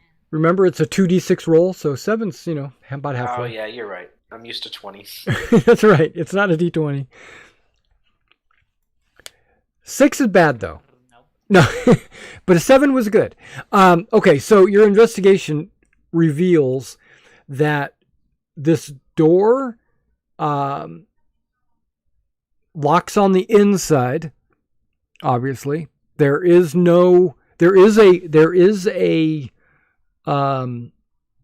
doorbell, like, to let you know. I mean, there's like a little bell on this side where you can ring it like a buzzer. I know you're not ringing it, but it also has like a metal retractable door, just like the pawn shop, where it slides down and locks at the bottom, but the lock is obviously on the inside. Right. It's a big, and you can see on the ground with your investigation roll, you can see on the ground there is a lot of scraping. Okay, so there are marks on the ground. You can see on the slidewalk as it goes by, every now and then you'll see rubber tire marks. So this is where deliveries are. This is the delivery. Yeah, it's obviously the delivery dock area. Maybe they would never bring it in through the front entrance. Yeah. Okay. I forgot to show you this door here. That is that's like a fire exit door. Okay. Yep. And when you continue all the way around, you don't see any. There are no windows. There are no real art or banners or anything like that hanging off of the building at all. It just has about at eye level, there's like a gash, like it's made out of concrete. And at eye level, there's like an indent of concrete. It's really just for aesthetics. It doesn't really serve a purpose. But if you wanted to, you could like put a Coke can inside there or whatever. That would be about the size of it. Okay. And it goes the full length of the building. And you can, I think I got this scale correct. Let me double check. Yeah. So you're looking at about 132 meters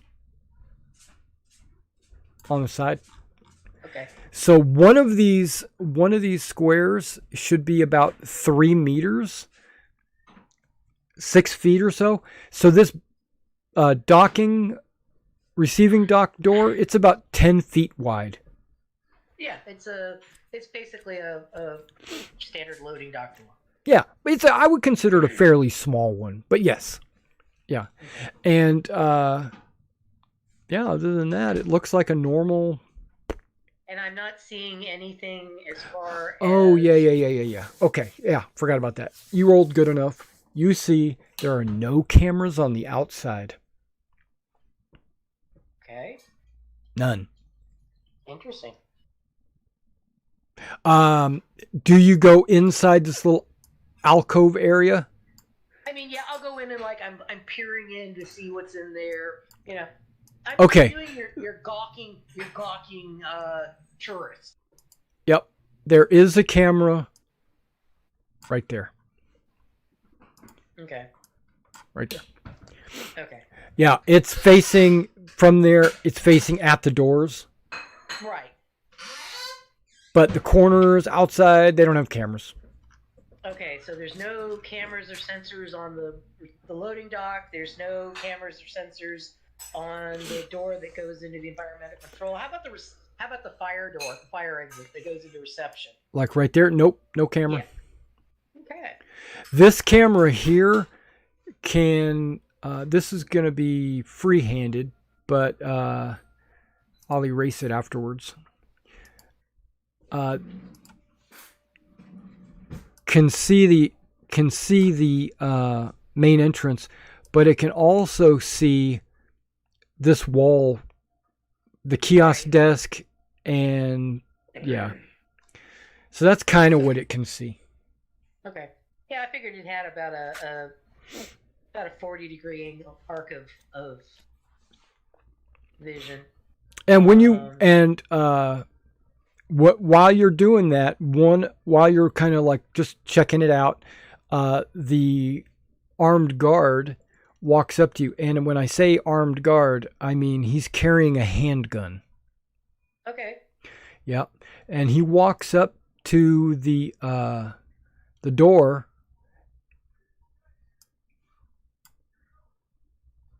I wave.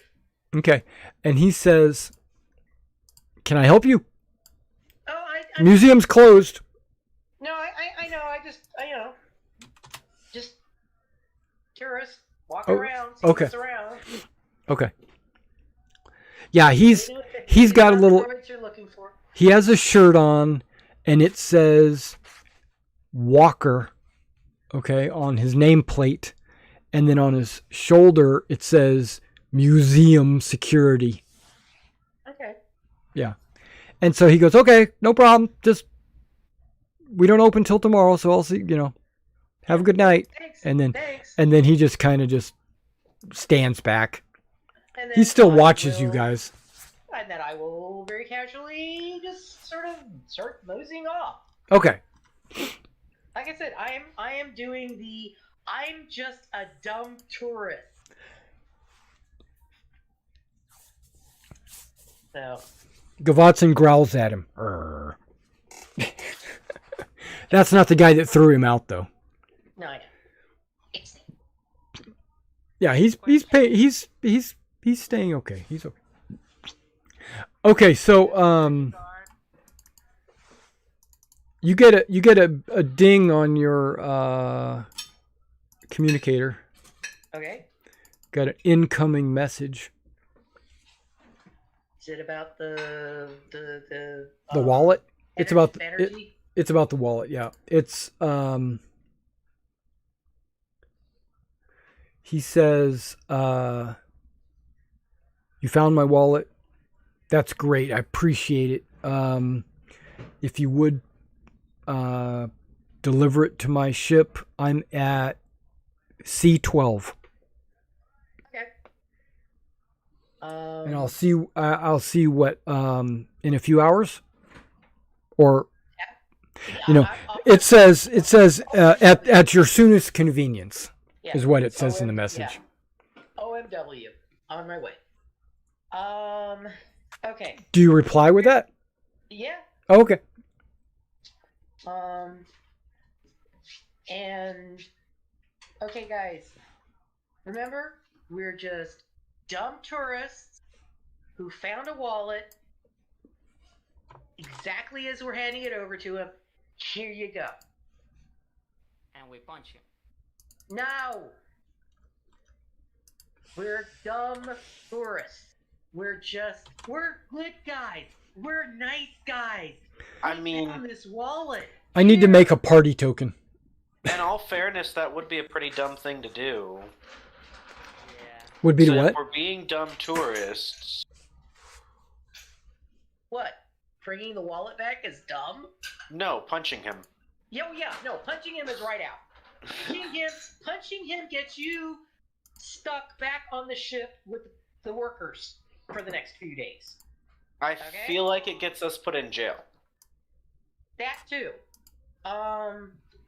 We don't know. This guy could be nothing.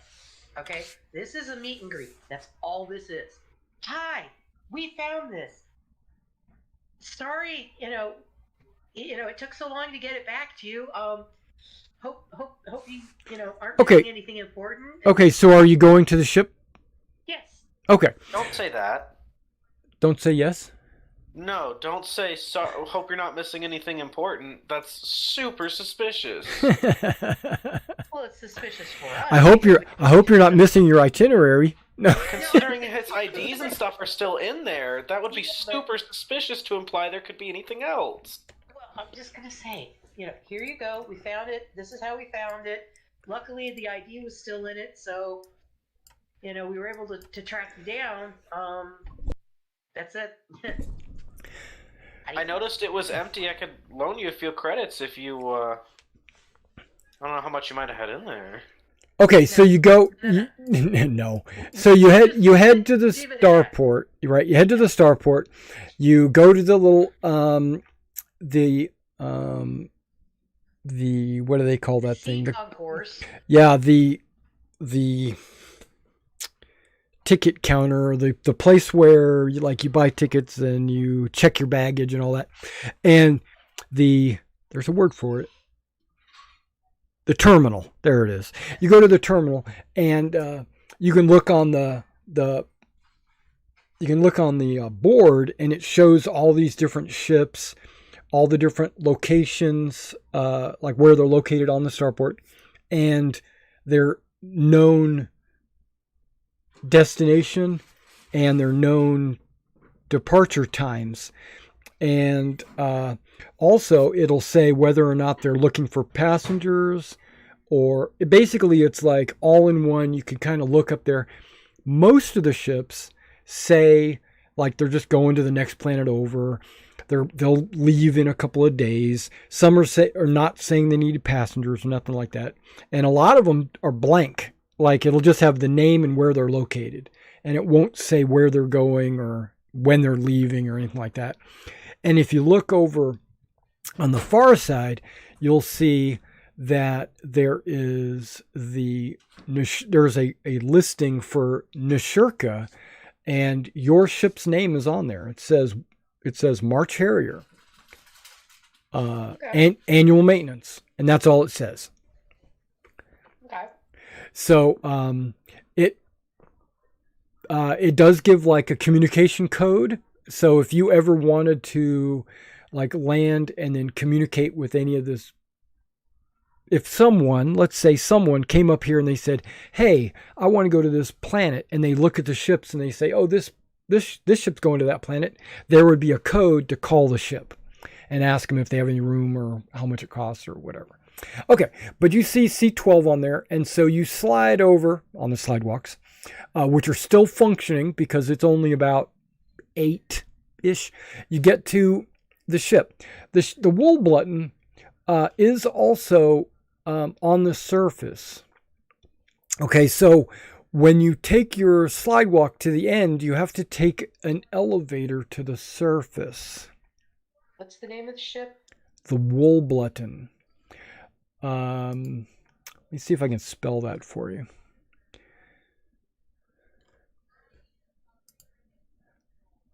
WOLBLUTN. WOLBLUTN.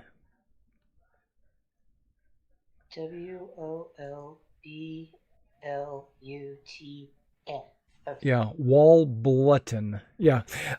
It's probably Viking. I don't know what it is. But So you take the elevator to the surface, and these elevators are like freight elevators. They're very large elevators.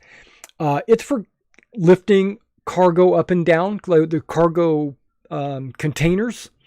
Because at the bottom, there are some empty cargo containers, and you would fill them, and then they would lift them up. Excuse me. Once you get to the top, then it would be usually what you would see is these specially made cargo container mover vehicles. They're like cranes on 4 wheels, and they move things around. There's you when you glance at them through the window of this, because when you get to the top, you're kind of like in a bunker, and you can look out a window and see his ship. You also see the horrible, right? You also see the horrible atmosphere, right? Okay, so there's we would have to be in vac suits to actually get to his ship. Yes and no. There is a not a concourse, like a gangway tunnel, a tube that goes to a ship. So yes, you could go out into the atmosphere and walk over to a ship, or you could follow the tube, which is specifically there for people that are not in vac suits or whatever. It's like a normal airport, the little thing that goes to an airplane. It looks just like that. And so his ship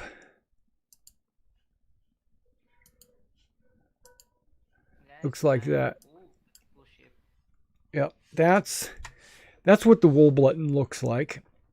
It is what's considered a far trader. Those of you that have been spacing around know that it's called a far trader is because it has jump 2 drives. And so you take the gangplank over to the airlock on the side of the ship. She's not, and by the way, all of you can tell she is not happy. Teresa is not happy. Her whole body language has tensed up as soon as you guys. Yeah, because you don't have your hostile environment suit with you. You're paranoid. She has tensed up a bit. Okay, so knowing this, Gavadson puts his hands on your shoulders. He says, "I got you. Don't worry. I'm here.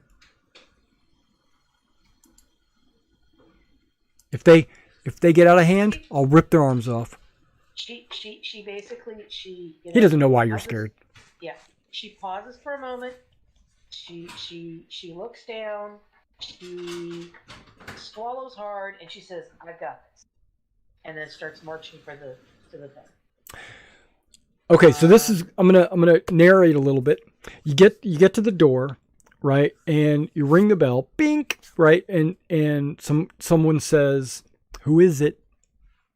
It's a third voice. You've only heard the gruff 4th officer, and now you hear this whoever this is. He says, "Who is it?" I'm to meet Rohit Banerjee here. I've got a package for him. He said to meet him here at his ship. Oh, okay. Give me a second.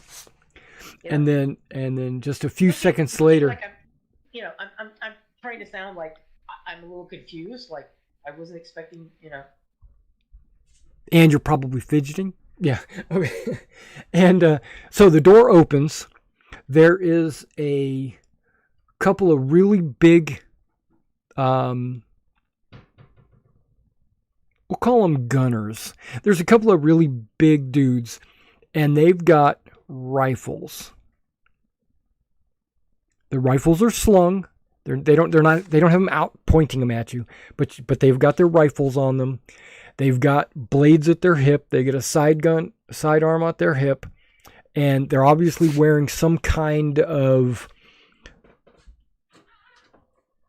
armor, maybe.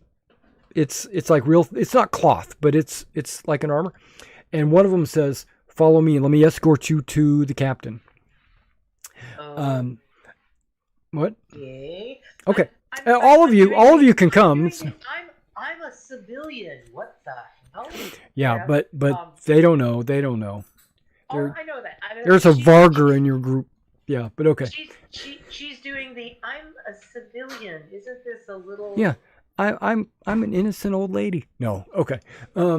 So yeah, so you get escorted through the cargo hold. Okay, the way this ship is laid out, I'm not going to give you art, but the way it's laid out. Oh, maybe I can. Okay, so if you look at the picture, right, you're entering from the close side. There's a door right in. I can't click on it because you won't see that. But there's a door right there on the side. I was gonna say there's that green panel kind of mid section. Yep, that's a cargo door, and then in front of that there's like that black square. Right. Behind those like 6 black dots. Yeah, that's the door that leads. Right. Door. Exactly, and it leads into like a lounge, a lot like your lounges, like little. But it looks like a very small lounge for maybe 2 or 3 people. And then there's a door that leads into this large cargo hold, which is pretty much 90% of this ship. And it leads you across the cargo hold to the far side where there is a door to the right, which leads you to that nose cone. That nose cone is the captain's quarters. It takes you straight there, and are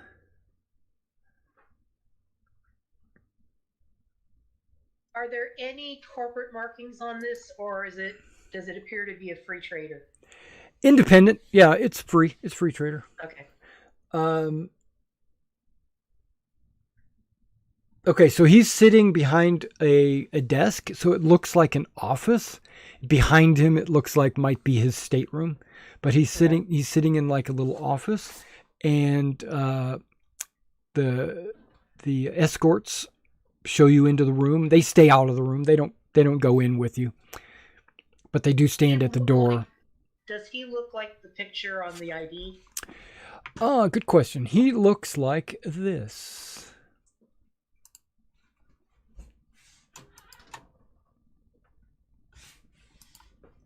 Do you see that? Yeah. Okay. Yeah. Yeah, kind of smug in a way. But he's the captain and he's like, uh-huh. But the picture on the ID matches this guy, right? Yes. Okay. Unless he's wearing a disguise.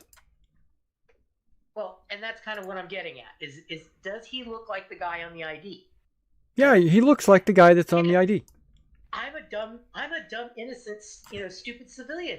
I'm looking at the ID on the wallet, and I'm looking to make sure I've got the right. Okay. Now. Yeah, he looks very similar. Maybe younger. Maybe the ID's a few years older or whatever. Okay. Yeah, and he's like, "You found my wallet?" Yeah, it was just laying in some trash, and we came across. Luckily, the ID was still in it, so we could track you down. I'm just sorry it took so long to get it back to you. Okay. He holds his hand out. Right, put the wallet in his hand. Okay, so he immediately rifles through the wallet.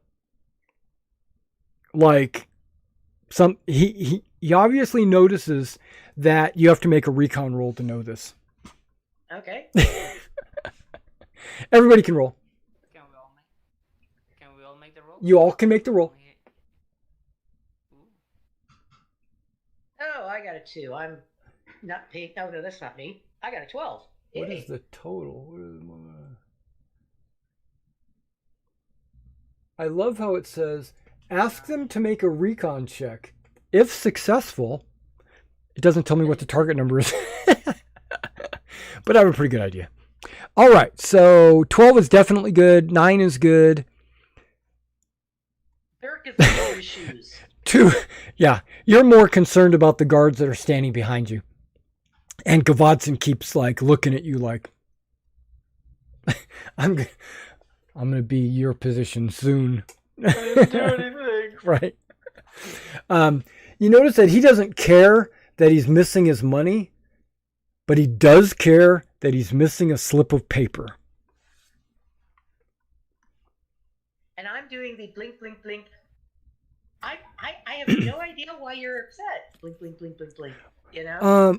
I don't see that, but I really appreciate you. Deception.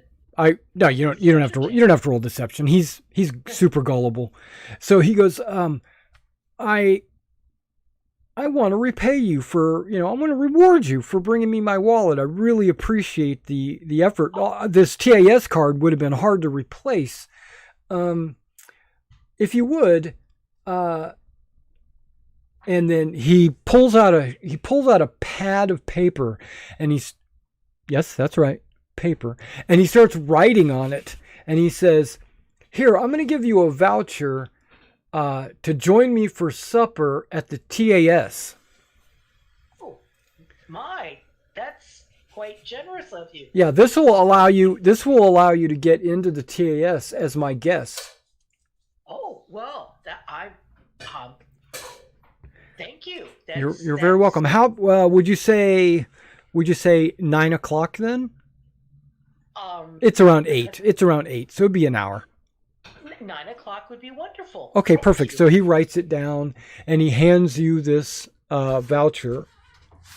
Is there some kind of like dress code to get into a place like that? Because I've really only got the one outfit. We need pants. Well, the travelers embarrass you. Dress to impress, but the Travelers Aid Society is very open to adventurers.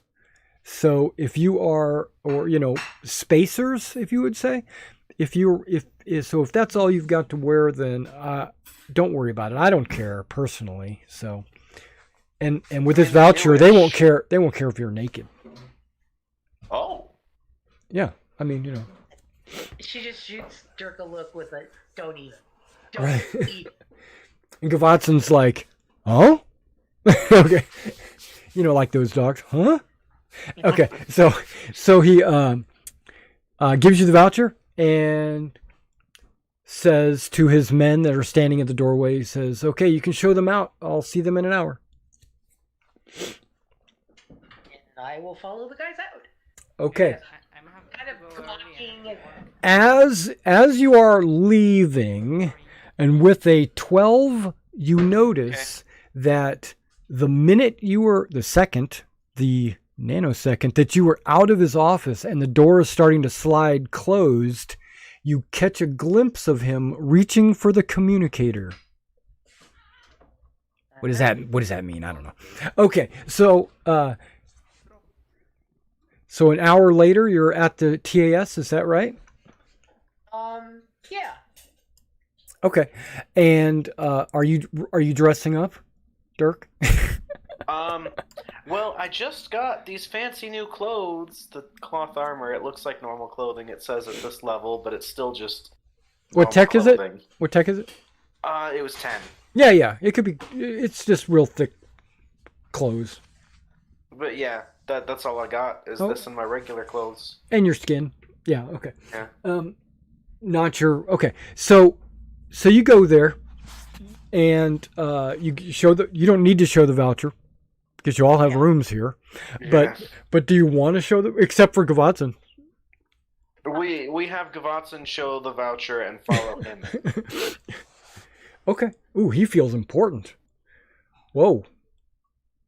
I think I just moved up a rank.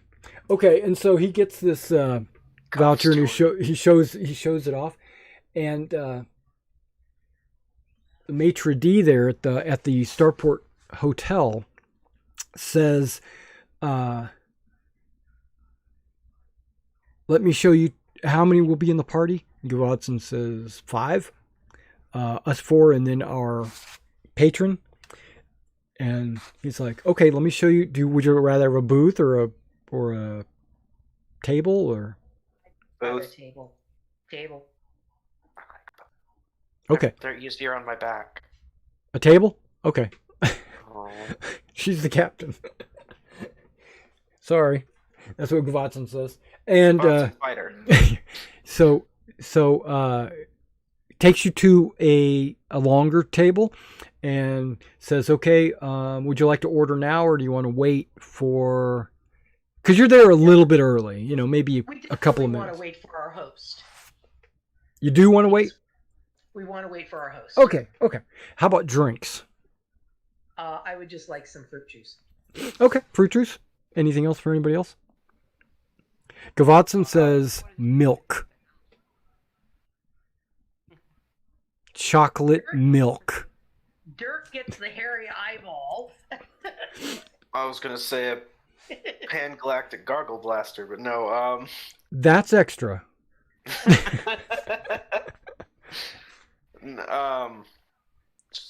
Chocolate milk is fine. You want chocolate milk as well? Okay. Yes. What were you saying, Fitting? Bye early because my work is calling me. Sorry. Oh, So, okay. so you gotta do what? He's got to leave. I have to leave. I have to give a tutoring on English right now. Well, pretty much I have to receive a tutoring of English. So pretty much I have to leave right now. Sorry, guys. Okay. Have fun at work. Fun. See you next game. Yep. Mm-hmm. Okay, so you get to your drinks are delivered, and you guys are enjoying them, waiting. I would sit, by the way, with my back to the back of the room so that I'm facing the entrance. I would want Dirk sitting so that he's watching, like, the kitchen entrance. So there's assigned seating. Well, no, it's one of these things where I'm sure we work together long enough where we just would sort of automatically do this, where It's basically... It's a fairly large restaurant. So, but you're basically covering your angles of attack. yeah, exactly. You can see the restrooms. You can see the like you said, the kitchen entrances, and also where the maitre d' and all that would be standing by the front entrance. Yeah, you got it all covered. So after about 15 minutes, after 9, the maitre d' comes up to the table. And he goes, Yes.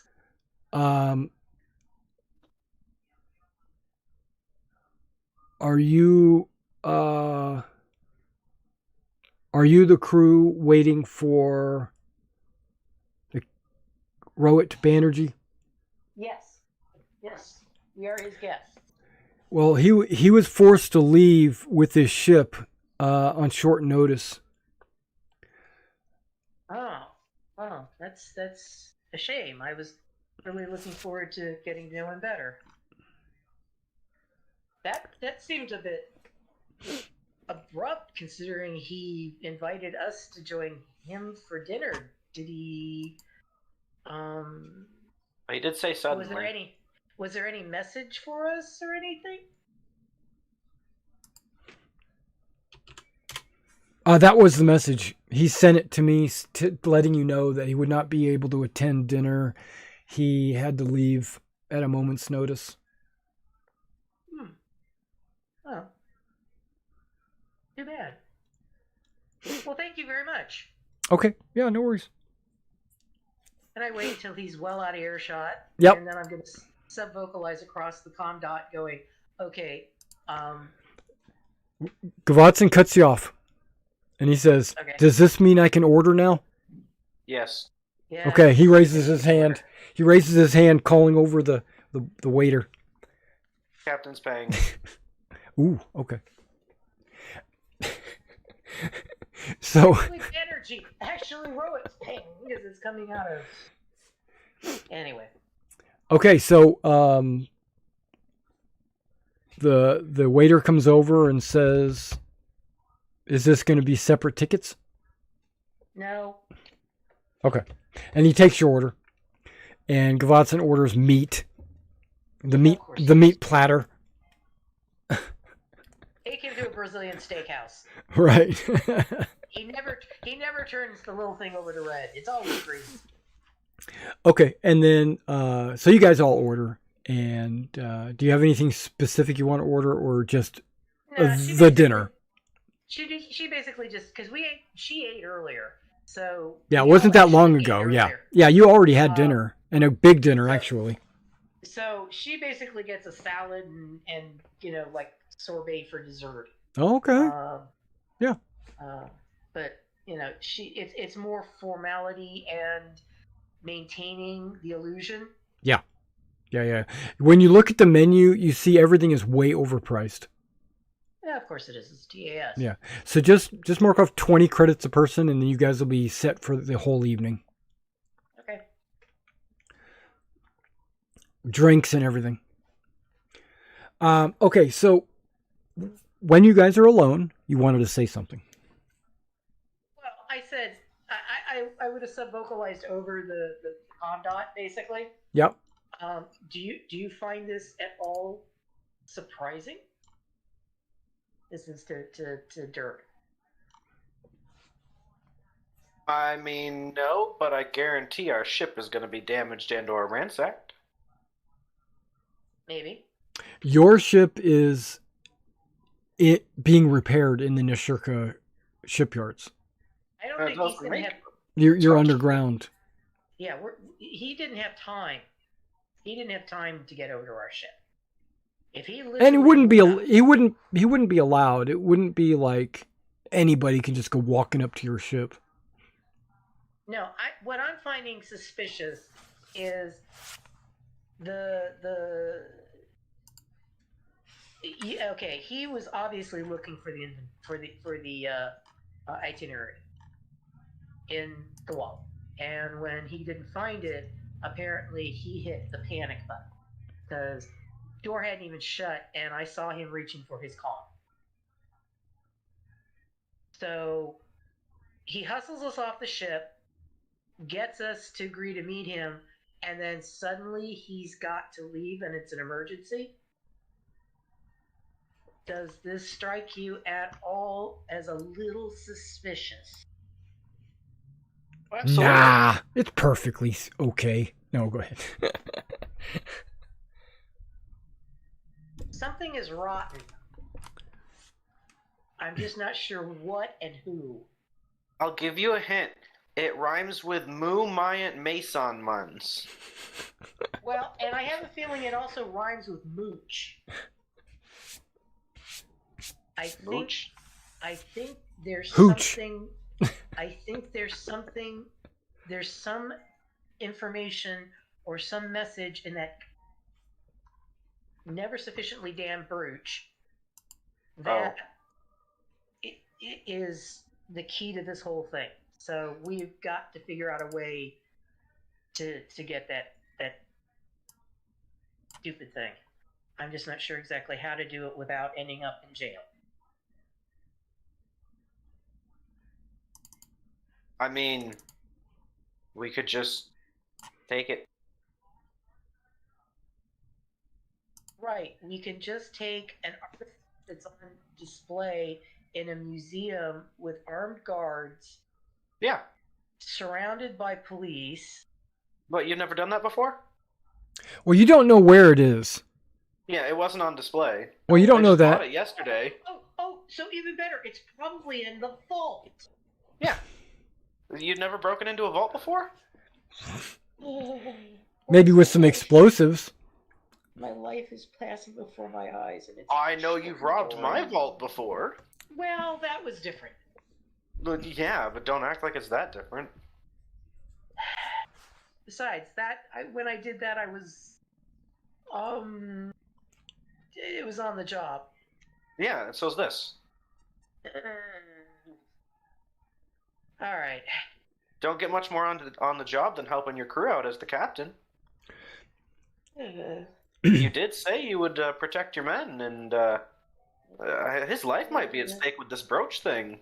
I think it's more than just his life. I think this is bigger than just us. So Yeah, so I guess you gotta.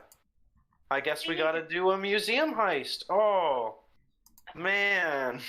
why am I hearing the theme music to Ocean's 11 right now? I think we might be on a bigger number by this point. Yeah, It might be, what is it, the Mission Impossible. No, not Mission Impossible. The one about the Constitution. Oh, jeez. Nicolas Cage. Nicolas Cage. Yeah, that's right. National Treasure. Yeah. Yeah. That's what we're talking about. That's upsetting that it took us that long to come up with that. Yeah. Okay, so let me say, you guys spend the evening whiling away the strategies. You guys have your drinks, you have your eats. Everybody's basically ready for bed because it's way past 11 o'clock. And we had 2 dinners. And you can't, right. And so you go to bed and you wake up in the morning refreshed and ready to rumble. Right? Okay. Okay. So, you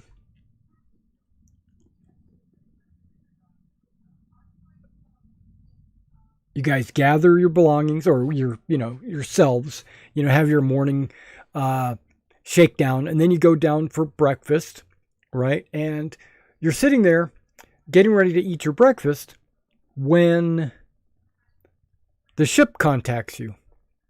Basically, it is a forwarded call. So like someone called the ship, and because the ship is under repairs, it just got forwarded to your communicator automatically. Okay. And you get this ding.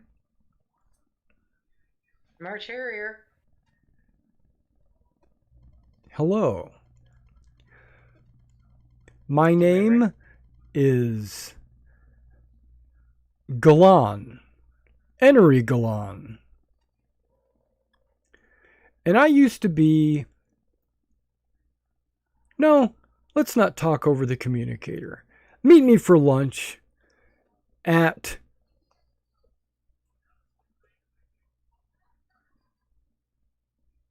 the Express Panda. And what is this in reference to? Well, we're not talking over the communicator, so we have to show up and find out. I was in the TAS restaurant last night, and I overheard that you were guests of a Captain Banerjee. Yes. I would like to talk to you about that. Okay. Now, everyone, meaning both of you can roll a... It's going to be an intelligence roll, just straight intelligence. Right? Intelligence check. Yep, just straight intelligence check. Okay. Intelligence. I'm good at those. And I got a whopping 4. Where is my... Well, I got a 5. Well, aren't you special? Okay, so you don't recognize this guy's voice. Oh.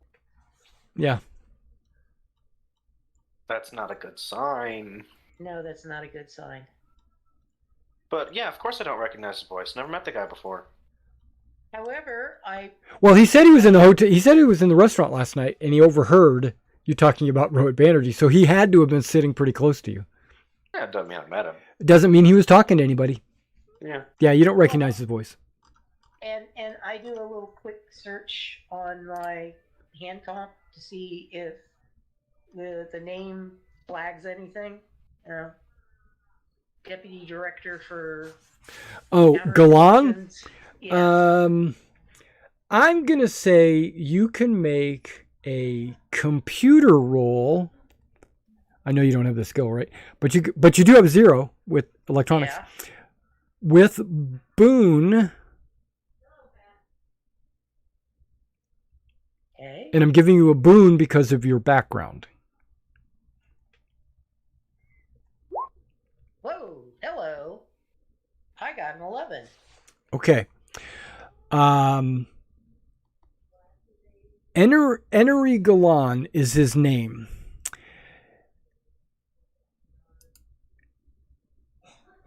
For some reason, something in the back of your mind is triggering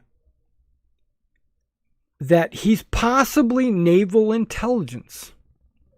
I was going to say, yeah, my spidey senses are tingling. Yeah, because that name has come across your desk a few times.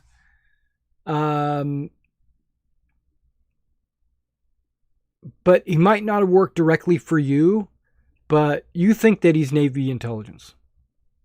But you don't know that. You don't know this for sure, but you think. For sure. But ironically, I was planning on seeing if I could contact anybody in naval intelligence and say, okay, before things spin completely out of control. So yeah, okay. But that's not what he says. He just says, "I'd like to see you at Express Panda." Okay, and I take it Express Panda is the restaurant. Same restaurant, yeah, same one. Yeah. I used your name for it. Okay.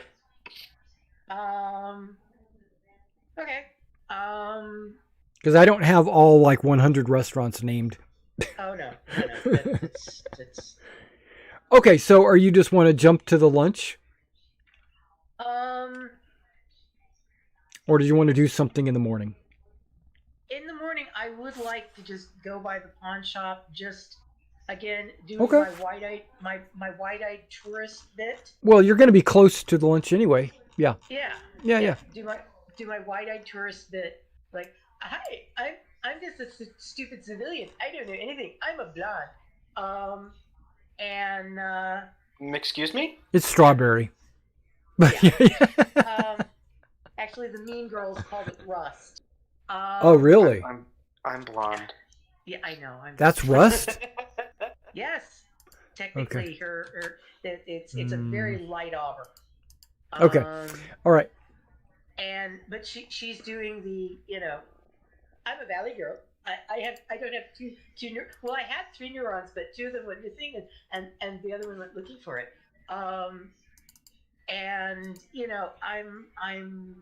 I'm not trying to interrogate him or anything like that. I'm just like, so how does a pawn shop work? I've never been to a pawn. Have you ever been to a pawn shop? This is really cool. So you get I can give you something, and then you'll give me money, and then I can come back for it later. How does that work? I think that might be really suspicious. It might be really difficult to confuse somebody you're that stupid. Yeah. Oh, you have no idea the depths of stupidity I can portray. Trust me. You said it, not me. Trust me. Because people will see what they want to see, and if you dress like a tourist, and you act like a tourist, and you sound like a tourist, they're going to think you're a tourist. So she's doing the, you should be hearing, Valley Girl right now. Moon Unit Zappa, or are you all too young for that? I don't know the thing you just said. Moon Unit is kid's Brown. name. Julie, was it this? Because I'm a blondie, L-O-N-D. Was that Julie Brown? But I didn't listen to Zappa. Fuck if I know. Okay. Anyway, yeah, she's. But like I said, she's doing the wide-eyed knife. Okay, so you go to the pawn shop. Yes. Yeah, and there's a pawn broker sitting behind a counter, and without even looking up, he just says, "Put it on the table." Yes. It's Julie Brown. Yes. But what? What? I thought this was a store? Have a look around. And put it on And the then table. he's continuing to read his magazine. Okay. And she goes into. I mean, I can do it if you want me to. She goes No. into full-on babble mode. No, you don't need to worry about it. I was gonna say, I can if you want me to, but Yeah. she goes into full-on babble mode of, oh wow, this is so cool. Look at this. Oh, you gotta come here. Oh look. Oh look at this. Oh my god, you could get it. You know how much that would cost in a normal store? And you hear him say under his breath, "Off-worlders." Which is exactly what I wanted. And she will pester him with all kinds of inane questions until he's like getting frustrated. And mostly what she's doing is she's trying to gauge his buttons. Well, after the first question, he's annoyed Okay. and frustrated. You said, but Yeah. She will eventually, find something like, I don't know, some really gaudy saber or something that's obviously decorative. It has almost no functional, abilities or whatever. And this is so cool. How much? Price is listed. Okay, and she will buy it. She will buy this incredibly How much is it? gaudy. 15,000 credits. Yeah, sounds good. 1 1,000,000 credits. No. Yeah. No, he doesn't have anything in there over 500 credits. Oh, jeez. Okay. Yeah. Everything's 100 or less usually, but there are a few things in there. Like there is a classical motorcycle in there. Yeah, with wheels. Wow. Yeah. Not that you could find gas anywhere. Oh, yeah, that's fair. and he has like an old medieval looking shield.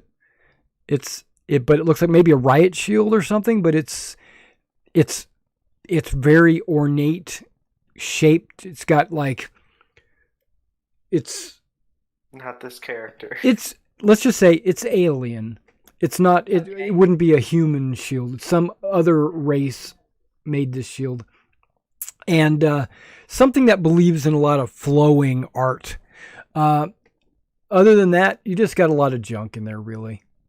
Okay. Well, like I said, she's looking for, think Mardi Gras meets Oriental traders. Okay. I mean, I got some porcelain masks. Okay. Sure. Okay. It's like they're for the arts, so you see like one smiling, one frowning. Yeah. Yeah. Yeah. She does 50 buy credits. something. 50 credits. Okay, 50 credits. Okay. Like I said, she does buy something, Okay. but He's excited. He puts it in the register and he rings it up, and it comes out to 50 credits. okay. We're not going to put any tax on there. Okay. Okay. So yeah, she like I said, she does. But she's also checking out the layout of the store, what security systems he has. Mm-hmm. But she's doing butterfly flit all over the room so that there's no obvious. It doesn't look like he really has any security in the front room. Okay. She's also, like I said, she's looking for the, trying to figure out the interior layout. Let me rephrase that.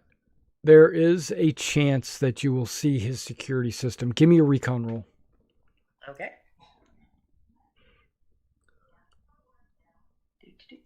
Skills. Normal. Recon. 14. Yeah, you can see that there are motion sensors. Okay. Again, it's butterfly motions, nothing obvious. Like she'll stop and she'll be looking at something on the wall, but what she's really doing is looking beyond it. Okay. Like I said, this is something she did. This is what she did for a living. Mm-hmm.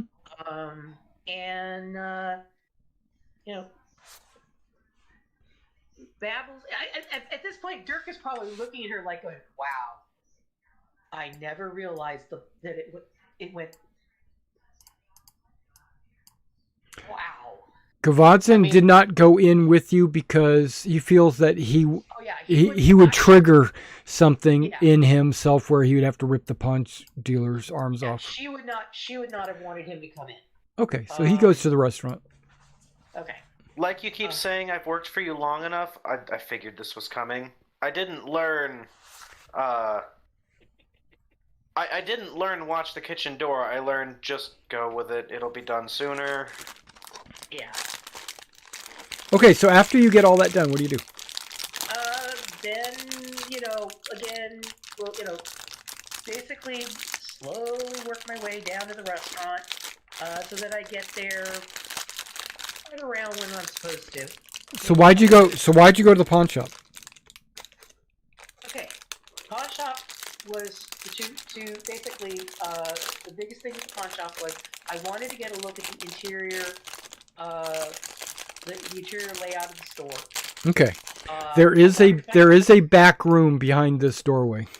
Right. I wanted to find out if what security he may have. I now know what security he has. Motion sensors, yep. So I know what I need to do to maybe try to loop those so that they don't we don't set them off. And also just to put eyes on him. So if nothing else, I know what he looks like. See, does he have any visible tattoos? Does he have any, any insignia, gang marks, etc., etc. Okay. This was just a reconnoiter. Yeah, he just looks like a normal shop owner that's like. It's sort of like you can take the boy out of the Marines, but you can't take the Marine out of the boy. Yeah, he just seems like a normal guy. No tattoos, nothing like that. Okay, you might notice that, as with most locals, their skin is slightly red. Okay, kind of like an American Indian, right? Okay. Native American. It's a little rougher, like not like they've had a hard life or something like that. Yeah. Put up what? Right, and it might have a little bit to do with the atmosphere. Okay. So he looks like he's a native. Like he's a local. Yeah. Okay, he's a local. Okay, that's good to know. Okay, so when you get to the restaurant, Gavadson is already sitting with the guy. When you get there, okay, I got to jump back and forth between the wallet and the museum. There it is. The offer. There it is. Okay, good deal.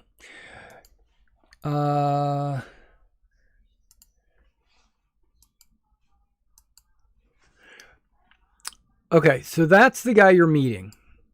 He's not packing heat, okay? I was going to say, with the submachine gun? No, without the submachine gun. But yes, he has the glasses on, he has the jacket and all that. That's why you think he's possibly Navy intel, because, they all look the same. And he goes, "Good morning. I'm glad you could meet me here." She sits with her back to the door, or she sits. Actually, she sits.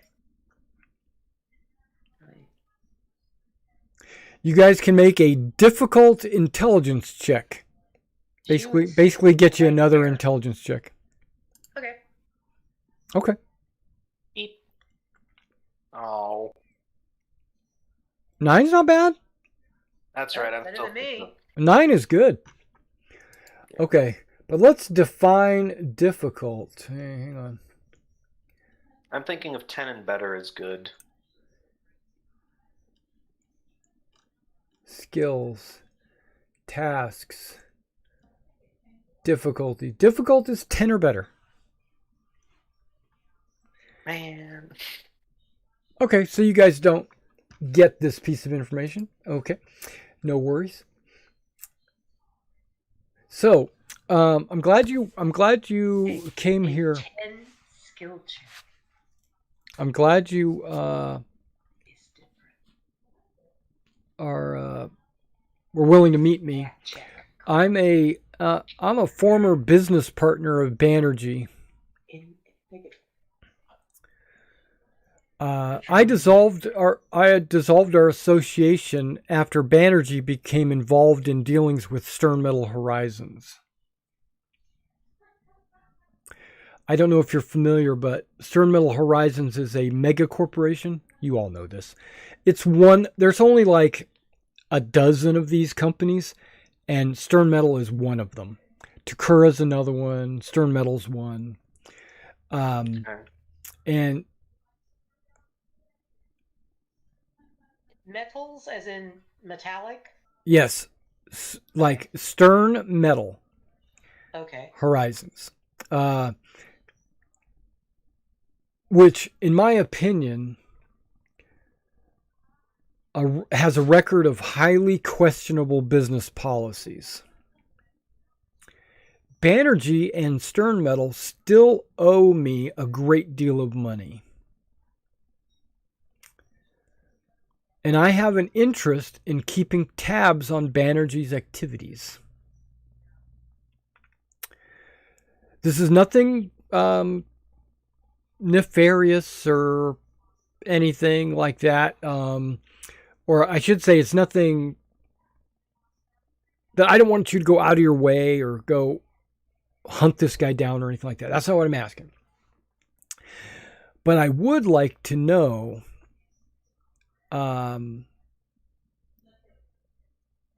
if you could share any information you have about Banerjee with me, and I'm willing to offer you credits. What sort of credits? He has a couple of 100 credits in his hand.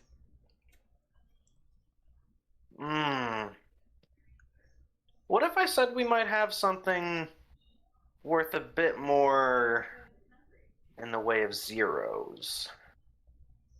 Okay, I don't want to put you out or, force you to do anything you're not comfortable doing. So, if I just was curious to know if you knew anything about him, maybe where he was going, who he was meeting, anything like that, it might help me out. She again, Teresa drops into I'm just a poor dumb civilian mode and goes, we just found his wallet on the street and it, all it had in it was his ID, and so we took it back to him. Now, he did... Blink. He did mention something about... I can't find the stupid handout there. Because I forget planet names. He did say something about Nasamin when we left his ship. I heard him mutter that to another crewmate. And then he didn't show up for dinner with us, which was rude. He slides the 200 credits across the table to you. Thank you. by way of So you guys, I you believe guys, said? you guys can split the 200 credits however you want. So that's interesting. And he jots it down in his wrist computer. By the way, I'm recording him. Okay. Maybe. Oh, I was gonna say maybe don't do that. Well, she basically started recording before she actually sat down at the table. She's an influencer. She records everything. Yeah. Yeah. Tourist. Oh, I'm sorry. I forgot to turn my camera off. Yeah. If he mentions it. But she's just sitting there with her chin on her hands with her comp facing him so that he's being recorded. So your If own. he's Navy intelligence like we think, then he already knows who So you you're are. saying that to him? Oh hell You no. just said that out loud. Yeah. What? He goes, well, if he's Navy intelligence like you think he is. Oh, that part. Are you saying that? No, Okay. Then don't say it. should. Okay. But he goes, might scare him off. So what you're saying is you found his wallet on the street, you returned it to him, he scheduled a meeting or a dinner with you and then never showed up? Yeah, that'd be correct. Oh. I found it. Just like him to run out on a partner. What? Well, it was funny because he even went to the trouble of writing us a voucher so that we could dine at the TAS Society Hotel. But aren't you a TAS member?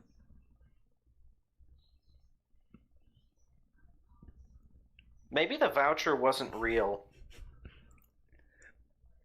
Well, by the way, was the voucher real? I would have. Yeah. They let Gavotson in with it. Oh, that's right, they did. Okay. So, but he says to you, aren't you a TAS member? I'm not. Maybe. Okay.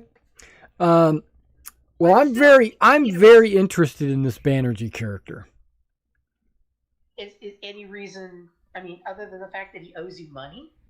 Yeah, he owes me a lot of money.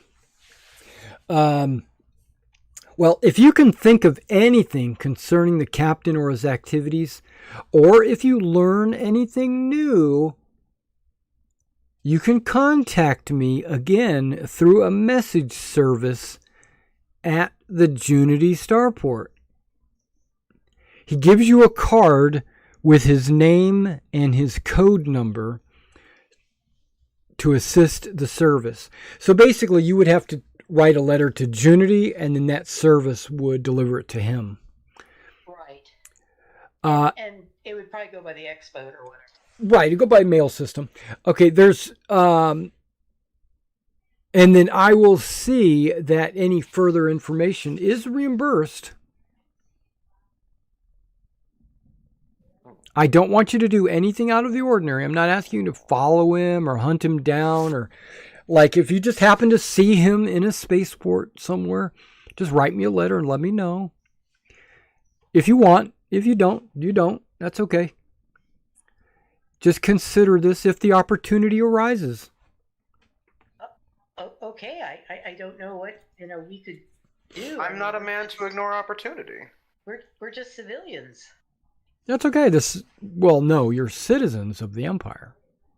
Well, yeah, but we're just. And I'm just a citizen of the Empire, and I'm looking for. Let me rephrase that. You're just extra eyes and ears. Oh, okay. Because we're not like. We're just helping out our new friend here. Yeah, I can't be everywhere all the time. Yeah. So. We're just making useful friends. Right. Okay. If we find out anything, she holds up the card and waggles it. We'll definitely let you know. Okay, perfect. Okay, so I want to bring this to everyone's attention. I'm going to call it right here for the evening. Okay. All right. Okay. So I think there's a really good breaking spot, and I didn't want to get too deep into it if we are taking on new players. Right. So, what's that? Okay. there's one thing that can be done off camera. But there is one thing that she would do. Okay. No, that's fine. Go ahead.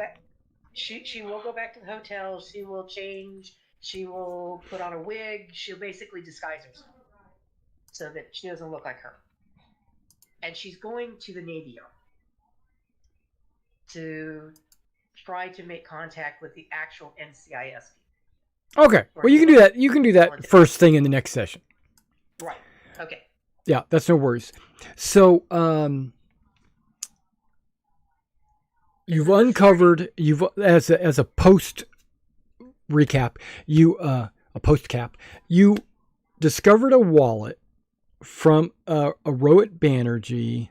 You delivered it to him. He left immediately. It had a flight itinerary that leads him through a bunch of different planets in this subsector. Enery Galan invited you to lunch. You did not tell him about the itinerary. You did say something about Nazman, but you didn't give him all the information. Yeah. The museum possibly has a brooch that might have some secret information on it that might or might not be important, but your new steward wants the brooch back, mainly because he just wants the brooch back, but you kind of want to help him because you're interested in what that information is. And you think all of this is just me speaking out. You think all of this revolves around the Meson guns. That first thing that happened when you guys got to this planet, basically that ship crashed, destroying these Meson guns. My thought process is, and from what I've heard you guys say, you think that someone either sabotaged the ship or someone took the Meson guns, then sabotaged the ship to make it look like they were destroyed instead of stolen. Mm-hmm. Yeah. Okay. Just making sure that you've picked up on all the clues I've been putting down. Yeah. Okay.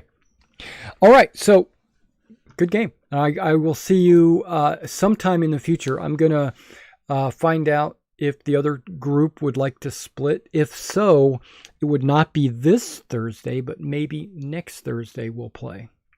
Okay. Okay. So I'll let you know in Discord what's up. Sounds good. All right. You guys have a great night. Okay. Bye-bye. Bye. Bye.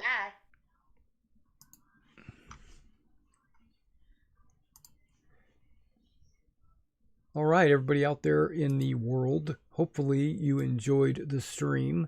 And again, we're probably, okay, you don't even see pictures or anything, that's fine.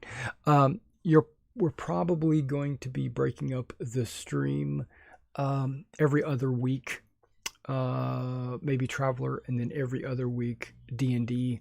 It'll put less of a strain on me, but it'll also put less of a strain on the players. And I didn't want to get too far into the adventure if there were going to be some new players showing up. We might or might not get these new players, and if they decide they don't want to do it, then this Traveler game might actually be canceled, because we can't play with just 2 players. And the other 2 players that we have in our campaign show up and as you saw, one guy showed up late and then he left after he was here an hour. So like from the gamers, Mark. You guys remember that? Okay. All right. I will catch you.